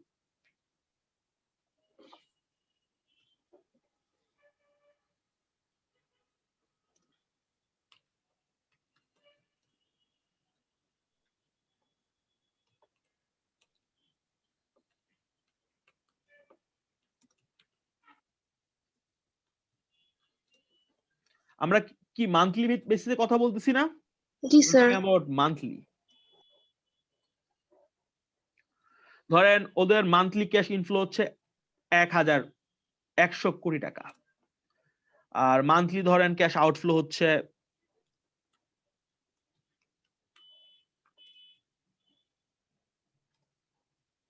ধরেন 200 কোটি টাকা। তাহলে নেট ক্যাশ ফ্লো কত? নেট ক্যাশ আউটফ্লো কত? 100 crore। এই টাকাটা তার কি লাগবে? এডিশনাল লাগবে, তাই না? জি স্যার। আচ্ছা, ধরেন ওই মান্থে ব্র্যাকের ক্যাশ এবং অন্যান্য যে লিকুইড অ্যাসেট গুলা ছিল, হাই লিকুইড অ্যাসেট, ওগুলো যোগ করলে দাঁড়াচ্ছে ধরেন হচ্ছে ফর এক্সাম্পল 300 কোটি টাকা। তাহলে আপনি আমাকে বলেন তো ওই পার্টিকুলার মান্থে 2021 সালের জানুয়ারি মান্থে ব্র্যাকের কি আলটিমেটলি কোনো ক্যাশের প্রবলেম হবে? No sir. কেন? বিকজ তার ভোল্টেজ যে পরিমাণে ক্যাশ এবং মার্কেটেবল সিকিউরিটি গুলো আছে ওইগুলোর বাজার মূল্য কত? 300 কোটি টাকা। আর তার যে আউটফ্লোটা আছে, যদি আউটফ্লোই হয়, সেটা কত টাকা? 100 crore। সো বেজেল 1 এ এটা বলার চেষ্টা করা হচ্ছে। সো লিকুইডিটি কাভারেজ রেশিও আসলে কি তাহলে স্যার? এটা আসলে কি ধরনের লিকুইডিটি? Short term liquidity. জি, এটা এক ধরনের short term liquidity based cushion. ঠিক আছে, এটা একটা short term liquidity based cushion. এখানে কার সাথে কাকে মিলানোর চেষ্টা করা হচ্ছে? এখানে কার সাথে কাকে আমরা ম্যাচ করাচ্ছি? এখানে আমরা প্রত্যেকটা মাসের যে নেট ক্যাশ, যেটা আমি দেখালাম কিভাবে বের করতে হয় 30-day পিরিয়ডের মধ্যে, ওটাকে কার সাথে ম্যাচ করার চেষ্টা করা হচ্ছে? High liquid asset. এবং হাই লিকুইড অ্যাসেট ডেফিনেশন কি? ডেফিনেশন হচ্ছে মূলত ক্যাশ এবং ট্রেজারি সিকিউরিটি জেনারেলি, যেগুলো খুব দ্রুত সেল করা যায়। ঠিক আছে, আচ্ছা, এবার আসেন নেট স্টেবল ফান্ডিং রেশিও, এটা নিয়ে একটু কথাবার্তা বলি।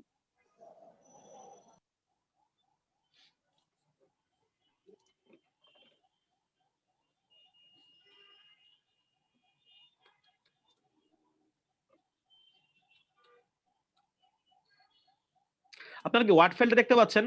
জি স্যার।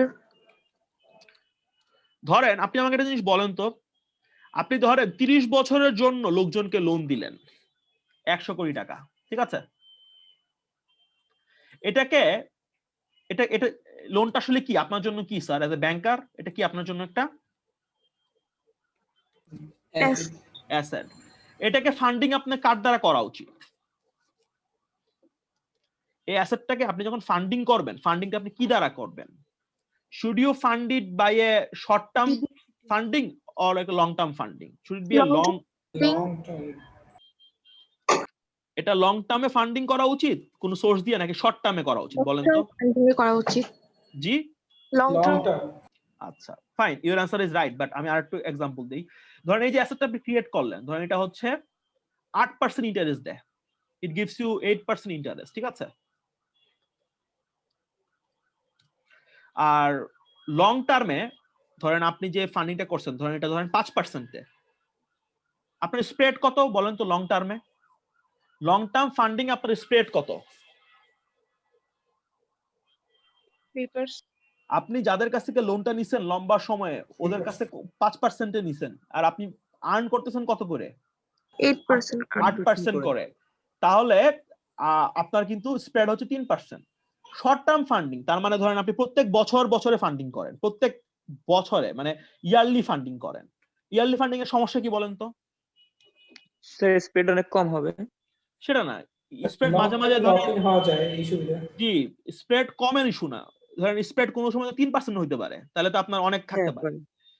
মাঝে মাঝে এরকম হইতে পারে 10% হইতে পারে, হতে পারে, ঠিক আছে? এটা হচ্ছে প্রবলেম। তার মানে আসলে কি বোঝাবার চেষ্টা করতেছি? আমি যেটা বোঝাবার চেষ্টা করতেছি সেটা হচ্ছে লং টার্মে আপনি খুব তাড়াতাড়ি ফেরত দিতে হয়। জি, আপনি যখন লং টার্মে কোনো একটা অ্যাসেট ক্রিয়েট করেন, এটাকে ফাইন্যান্সিং করার জন্য আপনার কোন ধরনের সোর্সিং ইউজ করা উচিত? লং টার্ম নাকি শর্ট টার্ম? Long term. জি, 2007-08 এর বা 2008-09 এর ফাইন্যান্সিয়াল ক্রাইসিসে এটাও একটা লক্ষণীয় ব্যাপার ছিল যে বড় বড় investment banker like Lehman Brothers and all that, তাদের দেউলিয়া হওয়ার একটা বড় কারণ ছিল এরকম যে তারা তাদের লম্বা সময়ের যে অ্যাসেট গুলা ওইগুলোকে তারা ফাইন্যান্সিং করছিল খুব অল্প সময়ের ইন্টার ব্যাংক বোরিং মার্কেট থেকে। That created a huge problem. So এই যে আমি বলতেছি যে দুইটা রেশিওর কথা আসলো, এই যে দুইটা নতুন রেশিও, লিকুইডিটি কাভারেজ রেশিও যেটা হচ্ছে শর্ট টার্ম ভিশন, আর একটা হচ্ছে লং টার্ম স্টেবল ফান্ডিং। সেটা কি? সেটা একটা লং টার্ম সলিউশন, তাই না? এটা একটা লং টার্ম সলিউশন। এই সলিউশন গুলো কিন্তু এমনি এমনি আসে না, এটা কিন্তু আগে ছিল না, এগুলো বেজেল 3 তে আনা হয়েছে। কেন আনা হয়েছে? মুদ্রা কথা কি স্যার? এটার মুদ্রা কথা কি? এনএসআরএফ এর মুদ্রা কথা কি? এনএসআরএফ এর মুদ্রা কথা হচ্ছে যে you should as a financial institution if you want to go for prudence, আপনি যদি prudential কাজ কারবার করতে চান, prudence এর ডেফিনিশন কি হতে পারে? prudence এর ডেফিনিশন হতে পারে এরকম যে whenever I am creating long term asset and whenever I am locking in a rate for a long term basis, that asset should be financed not by a short term measurement. Short term মেজারে যাওয়া উচিত না, আমাকে কিভাবে যাওয়া উচিত? আমাকে যেতে হবে স্যার হচ্ছে লং টার্ম সলিউশনে। So long term asset has to be financed by what? Long term asset has to be financed by a long term source. Have you got my point? আর উপরটা কি ছিল? এটা হলো ডে টু ডে অপারেশন করার জন্য আমার কাছে কি থাকতে হবে? Day to day liquidity need fulfil করার জন্য আমার কাছে কি থাকতে হবে? Day to day liquidity need fulfil করার জন্য আমার কাছে হাই লিকুইড অ্যাসেট একটা বেস থাকতে হবে। এটা হচ্ছে শর্ট টার্ম ভিশন। এটা কি sir? Long term vision. But এগুলো কি নতুন না? এগুলো কিন্তু নতুন। তার মানে আমরা ট্রেডিশনালি কি জানি? আমরা ট্রেডিশনালি জানি যে সিআরআর এবং এসএলআর এই দুটো দিয়ে কি হয়? আমরা ট্রেডিশনালি জানি সিআরআর এবং এসএলআর দিয়ে কি হচ্ছে? সিআরআর এবং আমরা জানি সিআরআর এবং এসএলআর দিয়ে লিকুইডিটি নিড ফুলফিল করা হয়। এখন থেকে আমাদের জানতে হবে বাংলাদেশ ব্যাংকের বর্তমান নিয়ম অনুযায়ী প্রতিটা লিস্টেড কমার্শিয়াল ব্যাংকে এই দুইটা রেশিও মেইনটেইন করতে হবে। একটা কি স্যার? একটা হচ্ছে liquidity what? Liquidity coverage ratio. কত পার্সেন্ট রাখতে হবে এটা? এটা নিয়মটা কি বলা আছে? বলা হচ্ছে মিনিমাম কত? মিনিমাম 100%। ঠিক আছে? তার মানে আগামী এক মাসে আপনার এক্সপেক্টেড নেট ক্যাশ ফ্লো যা থাকবে, আপনার হাই লিকুইড অ্যাসেটের বেস যেটা আসবে হচ্ছে ক্যাশ এবং মূলত ট্রেজারি বন্ড থেকে বা বিল থেকে, সেটা ওটা সমান বা বেশি হইতে হবে, নাহলে 100% তো হচ্ছে না। ক্লিয়ার এই পর্যন্ত? এবং এটাতে আসেন, এটা কত পার্সেন্ট হতে হবে? বলা হচ্ছে এটাও মিনিমাম কত রাখতে হবে? 100%। সো এটা কিভাবে ক্যালকুলেশন করা হবে? Let me go to the PDF again. BRAC bank কি করতেছে একটু পড়েন তো। এটা এই লাইনটা এখন আমরা পড়বো, ঠিক আছে? কি বলা আছে এখানে দেখেন তো। the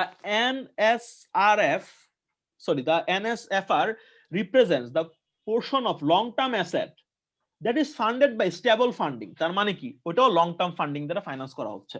and how it is calculated, বলা হচ্ছে it is calculated by the or as the amount of available stable funding, মানে available long term funding divided by the amount of required stable funding। কত সময়ের জন্য এটা calculation করা হচ্ছে? ওভারে 1 year 1 ইয়ার হরাইজন। এবং এটা রেশিও কত হইতে হবে? এটা রেশিও হইতে হবে 100%। 100%। আচ্ছা, এ পর্যন্ত কি মোটামুটি ক্লিয়ার হলেন? সো বর্তমানে বাংলাদেশে যে ব্যাংকাররা আছে তারা যখন সেন্ট্রাল ব্যাংকের পরামর্শ ফলো করে তাদেরকে কয় ধরনের লিকুইডিটি রেশিও মেইনটেইন করতে হয় বলেন তো আমাকে? 4 ধরনের। একটা হচ্ছে সঞ্চয়ী এবং চলতি আমানতের এগেইনস্টে নিজের ব্যাংকের ভোল্টে এবং বাংলাদেশ ব্যাংকের ভোল্টে 5.5% প্রতি 100 টাকার এগেইনস্টে তাকে রাখতে হবে ক্যাশ, ঠিক আছে? এবং তাকে এডিশনাল রাখতে হবে আরো 13% অ্যাজ হচ্ছে এসএলআর, এবং ওইটাতে মূলত ট্রেজারি বিল বা ট্রেজারি বন্ডকে ইউজ করা হয়। এর বাইরেও বেশ কিছু ইনগ্রেডিয়েন্ট সরকার অ্যালাউ করে। এটা গেল আমাদের ট্রেডিশনাল ব্যাখ্যা। এরপরে কি আছে? এরপরে হচ্ছে লিকুইডিটি কাভারেজ রেশিও। আগামী 1 মাস সময়ের মধ্যে আমার এক্সপেক্টেড ক্যাশ ইনফ্লো এবং এক্সপেক্টেড ক্যাশ আউটফ্লো যে গ্যাপটা, যেটাকে বলা হচ্ছে নেট ক্যাশ ফ্লো, আমার নেট ক্যাশ ফ্লো যদি আউটফ্লো হয়, ওই আউটফ্লোর এগেইনস্টে আমাকে হাই লিকুইড অ্যাসেট, যেটা মূলত ক্যাশ এবং ট্রেজারি বিল বা বন্ড দেওয়া হয়, বাই দ্য ওয়ে বা সেন্ট্রাল ব্যাংকের লিস্টে আরো অ্যাসেটের নাম বলা আছে, ওটা কত পার্সেন্ট রাখতে হবে? 100% বা বেশি। তার মানে যত টাকা আমার আউটফ্লো হতে পারে ঠিক ওই পরিমাণ বা তার থেকে বেশি আমার রাখতে হবে ক্যাশ টাইপের অ্যাসেট, যেটা লিকুইড অ্যাসেট। এন্ড লাস্টলি, আমার লং টার্ম যে ফাইন্যান্সিং গুলো আমি করছি ওইগুলোকে ফাইন্যান্সিং করার উপায় কি? উপায় হচ্ছে লং টার্ম সোর্স দ্বারা ফাইন্যান্সিং করতে হবে। এবং রেশিও কত হইতে হবে? রেশিও হতে হবে 100%। আমার যতটুকু লং টার্ম ফান্ডিং দরকার ছিল, আমার অ্যাভেলেবল ফান্ডিং বা আমি আলটিমেটলি যে ফান্ডিংটা কালেক্ট করছি ওটা সমান বা বেশি হইতে হবে। তার মানে মিনিমাম হচ্ছে 100%। এবং এলসিআর এবং এনএফএসআর এর মধ্যে পার্থক্য কি? পার্থক্য হচ্ছে একটা শর্ট টার্ম লিকুইডিটি অব্লিগেশনে করার ক্ষেত্রে সলিউশন বলে দিচ্ছে, আর একটা কি, আর একটা হচ্ছে 1 বছর 1 বছরের হরাইজন। তার মানে কি, say more like what, it's more like a long term solution. Clear? আচ্ছা, আরেকটা আছে, এটা আমি আপনাদেরকে এখন বলবো, এটা আপনারা জানেন না। তো লাস্ট যেটা, এটা লিকুইডিটি, এটা একটু বলে নেই আমি। ট্রেডিশনালের মধ্যে এটা পড়বে, ঠিক আছে? ট্রেডিশনালের মধ্যে পড়বে। ট্রেডিশনালের প্রথমটা হচ্ছে সিআরআর এবং এসএলআর। আচ্ছা, আপনারা এটার নাম শুনছেন? এডিআর। এডিআর এর নাম শুনছেন? স্যার শোনা শোনা তো লাগতেছে। Advance deposit ratio. জি স্যার, গো ফর ইট। বর্তমানে বাংলাদেশের নিয়ম অনুযায়ী, let us go to that Bangladesh bank site. বর্তমানে বাংলাদেশের নিয়ম অনুযায়ী, as far as I know, can you see the Bangladesh bank particular PDF দেখতে পাচ্ছেন? yes sir Yes sir. জি, বর্তমানে বাংলাদেশের নিয়ম অনুযায়ী 2019 সালের নিয়ম, এটা 19 সালের নিয়ম অনুযায়ী if you are a conventional bank, তাহলে আপনার ডিপোজিট বলতে এখানে কোনগুলোকে বোঝানো হচ্ছে জানেন? সব ডিপোজিট। এটা কিন্তু আবার এরকম না যে টাইম এবং কারেন্ট, বুঝছেন? এটার মধ্যে টাইম ডিপোজিট, কারেন্ট ডিপোজিট, আর কি আছে? fixed deposit. deposit আপনার টোটাল ডিপোজিট যদি 100 টাকার হয়, সর্বোচ্চ লোন কত দেওয়া যাবে? 85% সর্বোচ্চ লোন দেওয়া যাবে 85% পর্যন্ত। আচ্ছা, এবার আমি আবার আপনাকে কোশ্চেনটা করি যে বর্তমানে বাংলাদেশ ব্যাংকের নিয়ম অনুযায়ী তাহলে লিকুইডিটি রেশিও এনশিওর করার জন্য আমাদের প্রধানতম কয়টা মেজারমেন্ট আছে বলেন তো আমাকে? 5টা। কি কি আছে বলেন? একটা হচ্ছে এডিআর। এডিআর কত? 85% 85%। এডিআর কেমনে করে ক্যালকুলেশন করা হবে? টোটাল ডিপোজিটের 85% দিতে পারবেন সর্বোচ্চ, কিসে? লোন আকারে। এরপর হচ্ছে এলসিআর। এলসিআর কত পার্সেন্ট হইতে হবে? 100% 100%। এবার হচ্ছে এনএফএসআর, এটা কত হতে হবে? greater than 100% 100% at least। এরপর হচ্ছে সিআরআর, এটা হচ্ছে 5.5%। এরপর হচ্ছে এসএলআর, এটা কত? 13%। 13% ক্লিয়ার? ওকে, এটা গেল আমাদের 2 নম্বর বড় আলোচনা। এগুলো কিসের আন্ডারে যাচ্ছে? added liquidity বাট এই টোটাল সবগুলো যাচ্ছে কিসের আন্ডারে? ম্যাক্রোপ্রুডেন্সিয়াল পলিসি। এবার আসেন লাস্ট ম্যাক্রোপ্রুডেন্সিয়াল পলিসি, লাস্ট এটা স্যার। আলোচনা করব। জি বলেন। স্যার এডিআরটা আরেকটু বলা যাবে স্যার? কোনটা? ADR sir. আচ্ছা, এডিআর হচ্ছে অ্যাডভান্স ডিপোজিট রেশিও। এখানে অ্যাডভান্স বলতে বেসিক্যালি লোনকে বোঝানো হচ্ছে, ঠিক আছে? সো ডিপোজিট বলতে এখানে টোটাল ফ্রেমওয়ার্কটাকে বোঝানো হচ্ছে। তার মানে কারেন্ট ডিপোজিট, সেভিংস ডিপোজিট আর একটা কি ফিক্সড ডিপোজিট। সো কোন একটা ব্যাংক যদি কারেন্ট, ফিক্সড এবং সেভিংস 100 টাকা কালেক্ট করে, সে সর্বোচ্চ কত টাকা লোন দিতে পারবে? ঠিক আছে, সে সর্বোচ্চ কত টাকা লোন দিতে পারবে, কত টাকা দিতে পারবে বলেন তো? 85 টাকা। 85%। সো আমি একটা লিস্ট বানাই, লিস্ট বানাইলে মনে হয় আপনাদের একটু ক্লিয়ার হবে, মনে থাকবে ভালো। আমি একটা লিস্ট বানাচ্ছি, আপনি আমাকে বলবেন যে কোনটাতে কত কি অবস্থা। ধরেন লাইক ওকে 2টা আর ধরেন হচ্ছে 6টা। Okay fine. বর্তমানে ধরেন কোন একটা ব্যাংকের আমি এইভাবে বানাই দিচ্ছি আপনাদেরকে, ধরেন ডেটাগুলো আগে নেন। ধরেন ডেটা, ধরেন কোন একটা ব্যাংকের বর্তমানে টাইম ডিপোজিট হচ্ছে 100, কারেন্ট ডিপোজিট হচ্ছে 100, আর ধরেন হচ্ছে হলো ফিক্সড ডিপোজিট হচ্ছে ধরেন 100 টাকা। ঠিক আছে,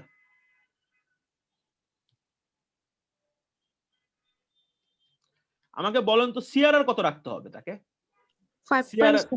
না না, টাকায় বলেন কত? কেউ যেমন টাকায় বলেন কত টাকা রাখতে হবে? স্যার 10 টাকা রাখতে হবে না? তাই কি? টাইম কত আছে? টাইম ডিপোজিট কত? 100, আর কারেন্ট ডিপোজিট কত? 100। এটার উপর কত 11 টাকা পার্সেন্ট? রাখতে হবে, 5%। জি জি, এটার উপর হচ্ছে 5.5 টাকা। কত টাকা তাহলে হচ্ছে? 11 টাকা। এসএলআর কত রাখতে হবে? স্যার 26। এক্স্যাক্টলি। বাই দ্য এগুলো কিন্তু চেঞ্জ হয় তাই না? জি না, 13 শুধু 13, বর্তমানে নিয়ম অনুযায়ী 13। বাই দ্য এগুলো কিন্তু চেঞ্জ হয় তাই না? এগুলো কিন্তু চেঞ্জ হয় এই রেট গুলা। আচ্ছা, এবার আমাকে বলেন তাকে এডিআর সে কত টাকা লোন দিতে পারবে বলেন তো? ম্যাক্সিমাম কত টাকা লোন দিতে পারবে? 170 টাকা। জি না, সবগুলো যোগ করতে হবে। 255। এইটা প্লাস কি 100, তা টোটাল বেস কত ডিপোজিটে? 300 টাকা তাই না? 300 এর উপরে কত পার্সেন্ট? 85%। 85%। কলে কত আসে? 255 টাকা। 55। জি, এতটুকু লোন দিতে পারবে। ঠিক আছে, বুঝাতে পারতেছি আমি আপনাদেরকে? আচ্ছা, এবার ধরেন জাস্ট আমি এক্সাম্পল হিসেবে বলতেছি যে তার জাস্ট আমি এক্সাম্পল বলতেছি, এগুলো কিন্তু এখন যেগুলো বলবো এগুলো প্রিসাইজ হবে না, বিকজ ধরেন তার লং টার্ম যে অ্যাসেট বেস মানে লোন টাইপের, ধরেন তার লং টার্ম অ্যাসেট বেস হচ্ছে ধরেন ফর এক্সাম্পল 150 টাকা। তাহলে আমাকে বলেন তো funding from long term source কত হইতে হবে?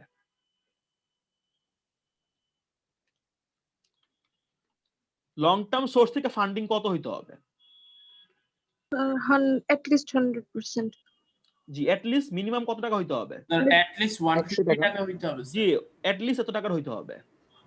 ঠিক আছে, এন্ড লাস্টলি ধরেন আমরা বলছি জানুয়ারি মাস, ধরেন জানুয়ারি মাসে তার আউটফ্লো হবে ধরেন 30 টাকা, মাইনাস 30 টাকা। জানুয়ারি মাসে তার আউটফ্লো হবে মাইনাস 30 টাকা। তাহলে তার ক্যাশ এবং অন্যান্য হাই লিকুইড অ্যাসেট কত টাকার হইতে হবে বলেন তো? স্যার at least 30 টাকা হইতে হবে স্যার। জি, এটা মিনিমাম কত হইতে হবে? এটা মিনিমাম হইতে হবে 30 টাকা। আচ্ছা, এই টাকাটা কোথা থেকে আসবে বলেন তো আমাকে? স্যার ক্যাশ জি, ধরেন কিছু টাকা এখান থেকে চলে আসবে তাই না? বিকজ এগুলো তো একদম পিওর ক্যাশ তাই না? Yes, sir. আর এসএলআর কত আছে? 26 আছে, যোগ করলে কত আসে? 37 তাই না? মেবি 37 টাকা থেকে 30 টাকা চলে আসবে, এডিশনাল রাখতে হবে না। Got it? পয়েন্টটা কি বুঝাতে পারছি আমি? সে তো এই দুইটা রেশিও থেকে তো মেইনটেইন করতে হচ্ছে। তো এই দুইটার মধ্যে নিশ্চয়ই এই যে হাই লিকুইড অ্যাসেটের যে ডেফিনেশন অনেকগুলো ফিট করবে অ্যাসেট তাই না? এই ফিট করা অ্যাসেট গুলো যদি 30 টাকার বেশি হয় তাকে কি আর এডিশনাল কোনো কিছু করতে হবে? মেবি করতে হবে না। ঠিক আছে? Are you getting my point? Point কি ধরতে পারছেন?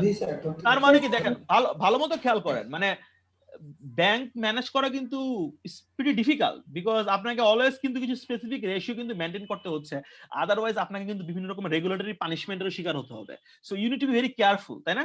You need to be very careful. Got it? Sir জি বলেন। লং টার্ম সোর্সের থেকে যে ফান্ডিং এটা স্যার 100% এর বেশি হইতে হবে না মিনিমাম? জি, মিনিমাম 100% এর বেশি হইতে হবে। জি, তাহলে স্যার 150 যেটা ছিল এটা তো স্যার মানে 150 এর বেশি হইতে হবে তাহলে ওটা নাকি? কোনটা? 100% হইলেই হচ্ছে না স্যার। 100% অথবা তার বেশি। ঠিক আছে, মানে মিনিমাম 100। লং টার্মটাও স্যার লং টার্মে স্যার জি 100% এর সাথে বেশি দেখাচ্ছিল ওখানে কোনটাই ভাই? ইকুয়াল দেখাচ্ছে মানে স্যার পিডিএফ স্যার ওই যে পিডিএফটাতে স্যার আচ্ছা আমি একটু যাই না 100% মানে মিনিমাম বলছে আমি শিওর এ ব্যাপারে দাঁড়ান আমি যাই লং টার্মে গ্রেটার দেন 0 অনলি এই যে দিস রেশিও মাস্ট এক্সিড 100%। ওই তো 100% অথবা বেশি আর কি এইভাবে বুঝছেন মানে মানে আমি কি বলছি যে 100% অথবা তার বেশি তাই না? নিচে গ্রাফটাতে ডেমনস্ট্রেট করছে শর্ট টার্ম লং টার্ম ও আচ্ছা এখানে তারা তাহলে মানে একটু এডিশনালি দিয়ে কি দিছে তারা কম দিছে তাই না? এই সাইনটা ভুল দিছে তাই না? এটাই বলতেছেন কি আপনারা? জি স্যার হ্যাঁ এই সাইনগুলো ভুল তাইলে হ্যাঁ ঠিক আছে বিকজ আমি এটা অন্য জায়গা থেকে পড়ছি তো এই সাইনগুলো ভুল ঠিক আছে তার মানে এলসিআর ও 100% এর বেশি এনএসএফআর ও কি 100% এর কি স্যার বেশি হতে হবে কম না বেশি বাট আমরা কি মোটামুটি ধরতে পারছি এ পর্যন্ত জি স্যার আচ্ছা এবার আসেন 3 নাম্বার ম্যাক্রোপ্রুডেন্সিয়াল গাইডলাইন তো আমরা দুইটা বড় বড় পড়লাম কোন দুইটা বড় বড় পড়ছি একটা হচ্ছে ক্যাপিটাল কি রাখতে হবে পর্যাপ্ত রাখতে হবে এই নিয়ে গাইডলাইন গুলো পড়লাম তারপর কি পড়লাম আমরা লিকুইডিটি কি পর্যাপ্ত রাখতে হবে গাইডলাইন গুলো পড়লাম এখন আমরা কি পড়বো এখন আমরা পড়বো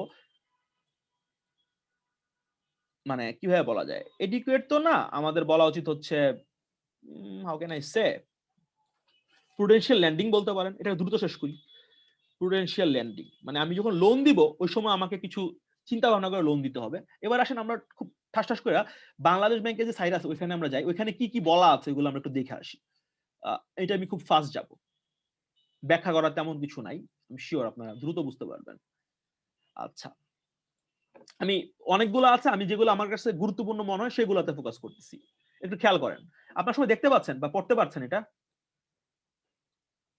জি স্যার ওকে ফাইন কি কি বলা আছে এটা খেয়াল করেন লোন টু ভ্যালু রেশিও এটার মানে কি বলেন তো আমাকে লোন টু ভ্যালু রেশিও বলতে কি বোঝায় can anyone tell me what is loan to value ratio আচ্ছা আপনি যখন লোন নিতে যান আপনাকে কি দেখাতে হয় জামানত দেখাতে হয় না জি স্যার আচ্ছা বা আপনার নিজস্ব কি থাকতে হয় ইকুইটি থাকতে হয় আচ্ছা বর্তমানে বাংলাদেশের নিয়ম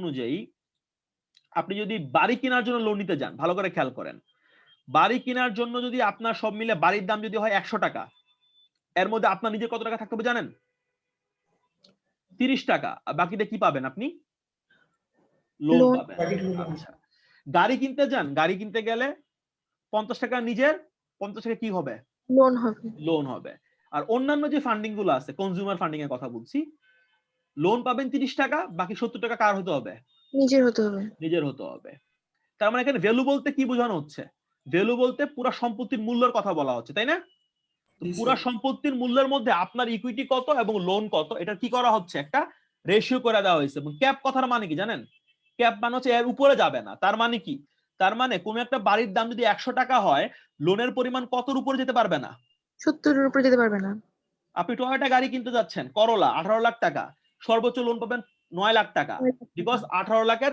হাইয়েস্ট 9 লাখ পেতে পারবেন আপনি ধরেন একটা রেফ্রিজারেটর কিনতে চান 60,000 টাকা দিয়ে এর মধ্যে 30% পাবেন তার মানে হাইয়েস্ট পাবেন কত টাকা 18,000 টাকা লোন পাবেন ক্লিয়ার আচ্ছা এবার আসেন আরেকটা বিষয় বলি ধরেন আপনি হ্যাঁ লোন টোন বুঝতে পারলাম ধরেন আপনার লোন পরিশোধ করার ক্ষেত্রে সবচেয়ে গুরুত্বপূর্ণ কোন জিনিসটা লাগে বলেন তো ইনকাম খুব গুরুত্বপূর্ণ একটা বিষয় না ধরেন আমি এত টাকা লোন নিছি এতগুলো ক্রেডিট কার্ড থেকে লোন নিছি যে ধরেন আমার পুরো টাকাটাই চলে যায় এগুলো শোধ করতে করতে এটা কি খুব ভালো কিছু নো স্যার পয়েন্টটা ধরতে পারতেছেন ধরেন আপনার বেতন হচ্ছে 50,000 টাকা আপনি লোন করছেন এত বেশি যে ওটার উপর আপনার ইনস্টলমেন্ট দিতে হয় 30,000 টাকা আর বাকি 20,000 টাকা দিয়ে আপনার ধরেন বাসা ভাড়া এবং অন্যান্য গুলো দিতে হয় আপনি কি সার্ভাইভ করতে পারবেন নাকি আপনি দেউলিয়া হয়ে যাবেন বলেন তো দেউলিয়া হয়ে যাব আপনি দেউলিয়া হয়ে যাওয়ার চান্স বেশি আছে এবার আসেন এখানে কি কথা বলা আছে বলা হচ্ছে ভালো করে খেয়াল করেন বলা হচ্ছে আপনি যদি বাড়ি কেনার জন্য লোন নেন সরি আপনি যদি গাড়ি কেনার জন্য লোন নেন ঠিক আছে আপনার ইনকাম যদি 100 টাকা হয় আপনার যদি ইনকাম যদি 100 টাকা হয় কোন একটা মাসে আপনার যে ইনস্টলমেন্ট হবে লোনের ওইটা কখনোই 33 টাকা কি হতে পারবে না বেশি হতে পারবে না অন্যান্য জিনিস যদি কিনেন গাড়ি ছাড়া ওইখানেও কত 33% এছাড়া অন্যান্য যে লোনগুলো আছে ওইগুলোর ক্ষেত্রে কত 35% তার মানে কি স্যার তার মানে হচ্ছে যার ইনকাম যত বেশি তার আসলে কি পাওয়ার সম্ভাবনা বেশি লোন পাওয়ার সম্ভাবনা বেশি, এবং সে এমন লোনগুলো পাবে যেগুলোর ইনস্টলমেন্টের পরিমাণটা বেশি হবে, তাই না? জি স্যার। বুঝতে পারছেন কথা? আচ্ছা, আমি এটার একটা ইমপ্লিকেশন দেখাই আপনাদের। ইমপ্লিকেশনটা দেখালে আপনারা একটু ক্লিয়ারলি বুঝতে পারবেন। জাস্ট একটা মিনিট আমাকে সময় দেন, একটা ইমপ্লিকেশন আমি দেখাচ্ছি। ধরেন এটা এক্সাম্পল, নাথিং এলস। ধরেন আপনার মান্থলি ইনকাম 60,000 টাকা।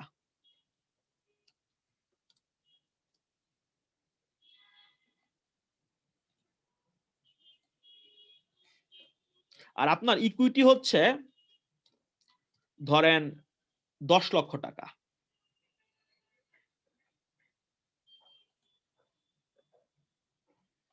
আপনি গাড়ি কেনার জন্য লোনের অ্যাপ্লাই করছেন, you need a car loan.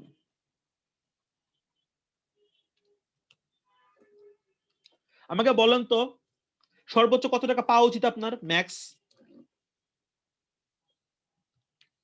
আপনার ম্যাক্স লোন কত পাওয়া উচিত? 5 লাখ। আপনার ইকুইটি হচ্ছে 20,000। আপনার ইকুইটি হচ্ছে আমরা প্রথমে আগে লোন টু ভ্যালুতে চিন্তা করি, ঠিক আছে? আপনার ইকুইটি হচ্ছে 10 লাখ। আপনার লোন পাওয়া কত উচিত? আরো 10 লাখ। Sir yes sir. আরো 10 লাখ হলে কি হবে? আপনার ভ্যালুটা কত হবে? ভ্যালু মানে লোন টু ভ্যালু কত? 50-50 হবে। আচ্ছা, এখন ধরেন এই 10 লাখ টাকার আবার ইনস্টলমেন্ট আসতেছে। 10 লাখ টাকা যদি আপনি ইনস্টলমেন্ট করেন, ইনস্টলমেন্ট ধরেন হচ্ছে 40,000 টাকা। আপনি কি লোনটা পাবেন? No sir. কেন পাবেন না? বিকজ 40,000 টাকা ইনস্টলমেন্ট যদি দেন আর আপনার যদি ইনকাম হয় 60,000 টাকা, এটা কত হয়ে যায়? 66% হয়ে যায়। পয়েন্টটা ধরতে পারছেন? জি স্যার। 33 বেশি হবে না। তাহলে এই লোনটা পাওয়ার জন্য আপনার ইনকাম 60,000 টাকা হলে হবে না, আপনার হইতে হবে কত? 1,20,000 টাকা। অনলি দেন লোনটা পাবেন। ভালো মতো খেয়াল করেন, আপনার ইকুইটি 10 লাখ, আপনি হাইয়েস্ট লোন পাবেন কত? গাড়ি কেনার জন্য 10 লাখ। এখন এই 10 লাখ টাকার ধরেন ইনস্টলমেন্টটা হচ্ছে 40,000 টাকা। এটা তখনই আপনি লোনটা পাবেন যদি আপনার মান্থলি ইনকাম কত হয়? 1,20,000। কেন? বিকজ 1,20,000 হচ্ছে মানে 40,000 হচ্ছে 1,20,000 এর কত? 33%। বুঝতে পারলাম? জি স্যার। তো এখানে দুইটা জিনিস আমি ব্ল্যান্ড করে দিলাম। একটা হচ্ছে লোন টু ভ্যালু রেশিও কত, সেটার সাথে আমি ডেট সার্ভিসের সাথে ইনকামকে আমি ব্ল্যান্ড করলাম। দুইটাই কিন্তু গুরুত্বপূর্ণ। পয়েন্টটা কি বুঝছেন আপনারা আমি কি বলছি? জি স্যার। আচ্ছা, ফাইন। যদি এরকম আসলে বাস্তবে আসলে হয় না, অনেক ঝামেলা আছে, অন্য ঝামেলা আছে, কিন্তু that's the rule as far as I know. আচ্ছা, এবার আসেন সর্বোচ্চ কত সময়ের জন্য লোন পাইতে পারবেন? ভালো মতো খেয়াল করেন, এটা আগে ছিলই না। এটা কিন্তু বিশাল বড় একটা কাজ করছে বাংলাদেশ সরকার, বুঝছেন? বাড়ি কেনার জন্য সরকার যে লোনটা দেয় বা ব্যাংকার যে লোনটা দেয়, মেয়াদ কত দেখেন? সর্বোচ্চ কত বছর? 25 বছর। 25 ইয়ার। গাড়ি কেনার হাইয়েস্ট মেয়াদ কত লোনের? 5 ইয়ার্স। অন্যান্য কনজিউমার ডিউরেবল কিনলে 36 ইয়ার্স। 3 বছর। ঠিক আছে? আচ্ছা, এবার আসেন ক্রেডিট কার্ডের লোন। ক্রেডিট কার্ডের সর্বোচ্চ কত টাকা লোন দেওয়া যাবে বাংলাদেশে বর্তমান নিয়ম অনুযায়ী? 10 লাখ। 10 লাখ সাপ্লিমেন্টারি কার্ড সহ, ঠিক আছে? আর বাড়ি কেনার জন্য হাইয়েস্ট একজনকে লোন দেওয়া যাবে কত? 20 লাখ। 2 কোটি টাকা। 2 কোটি টাকা। 2 কোটি। আমি জাস্ট কিছু এক্সাম্পল দিলাম, ঠিক আছে? এগুলো আসলে কিসের এক্সাম্পল বা এগুলো কেন আনা হয়েছে বলেন তো আমাকে?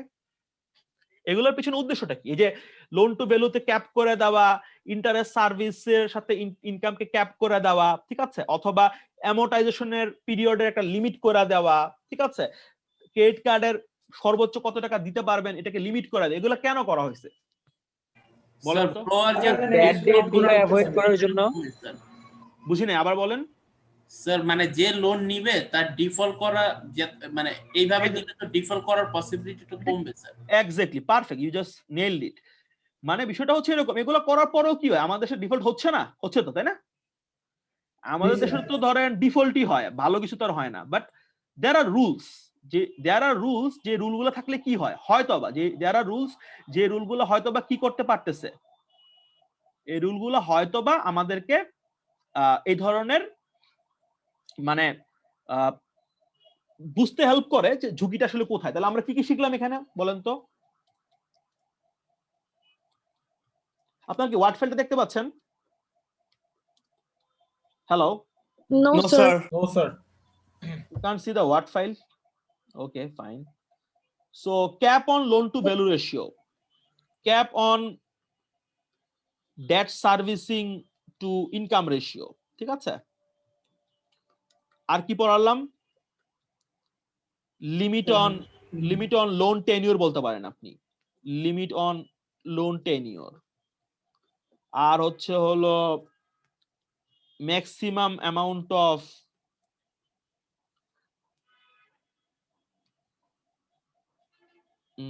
হাউ ক্যান আই সে এটা, আনকোলারাইজ বলবো না অন্য কিছু বলবো, আনসিকিউরড লোন, ইয়া। এগুলা কেন ইন্ট্রোডিউস করা হয়েছে? এগুলো ইন্ট্রোডিউস করা হয়েছে এই জন্য যে ব্যাংকাররা যখন লোন দিবে, because they are playing with people's money, so তারা যেহেতু অন্য লোকের টাকা নিয়ে বিজনেস করতে, তারা যাতে কি করতে পারে, একটু সাবধানে বিজনেসটা করতে পারে, তাই না? এগুলো আনার চেষ্টা করা হয়েছে। ক্লিয়ার এ পর্যন্ত? জি স্যার। ওকে, সো আমরা আমাদের প্রথম যে বড় আলোচনা শেষ করলাম সেটা কি ছিল? What was that? Macro prudential policy. এটা সেন্ট্রাল ব্যাংকের একটা বড় কাজ। আমরা একটা ব্রেক নিব, ব্রেকের পরে আমরা শুরু করব হচ্ছে সেকেন্ড বড় আলোচনা, সেটা হচ্ছে মানি সাপ্লাই নিয়ন্ত্রণ করা, controlling money supply. That's another very big discussion. So ওইখানে আরো অনেক কিছু আসবে, M1 M2 এগুলো নিয়ে আমরা আলোচনা করব। 2 নম্বর হচ্ছে আমাদের মানি সাপ্লাই কন্ট্রোল করা, কিভাবে করে, কেন করে, what are the ingredients, হালকা পাতলা আমাদের আলোচনা হবে, ঠিক আছে? সো আমরা কত মিনিটের ব্রেক নিব? 20 মিনিটস ব্রেক নেই, বা 15 থেকে 20 মিনিট, তাই না? তো 20 মিনিটস ভালো হয়। হ্যাঁ, আমরা টানা অনেকক্ষণ পড়াইছি, প্রায় 2 ঘন্টা। So we are taking a 20 minutes break, then আমরা আবার শুরু করব আমাদের সেকেন্ড ফেজ। এইটার আমি যেটা করব, রেকর্ডিংটাকে এখন পজ করে দিচ্ছি, সো দ্যাট আমরা আবার নতুন একটা রেকর্ডিং পাই, ঠিক আছে? সো আপনারা থাকেন, ঠিক আছে? See you, yeah, by.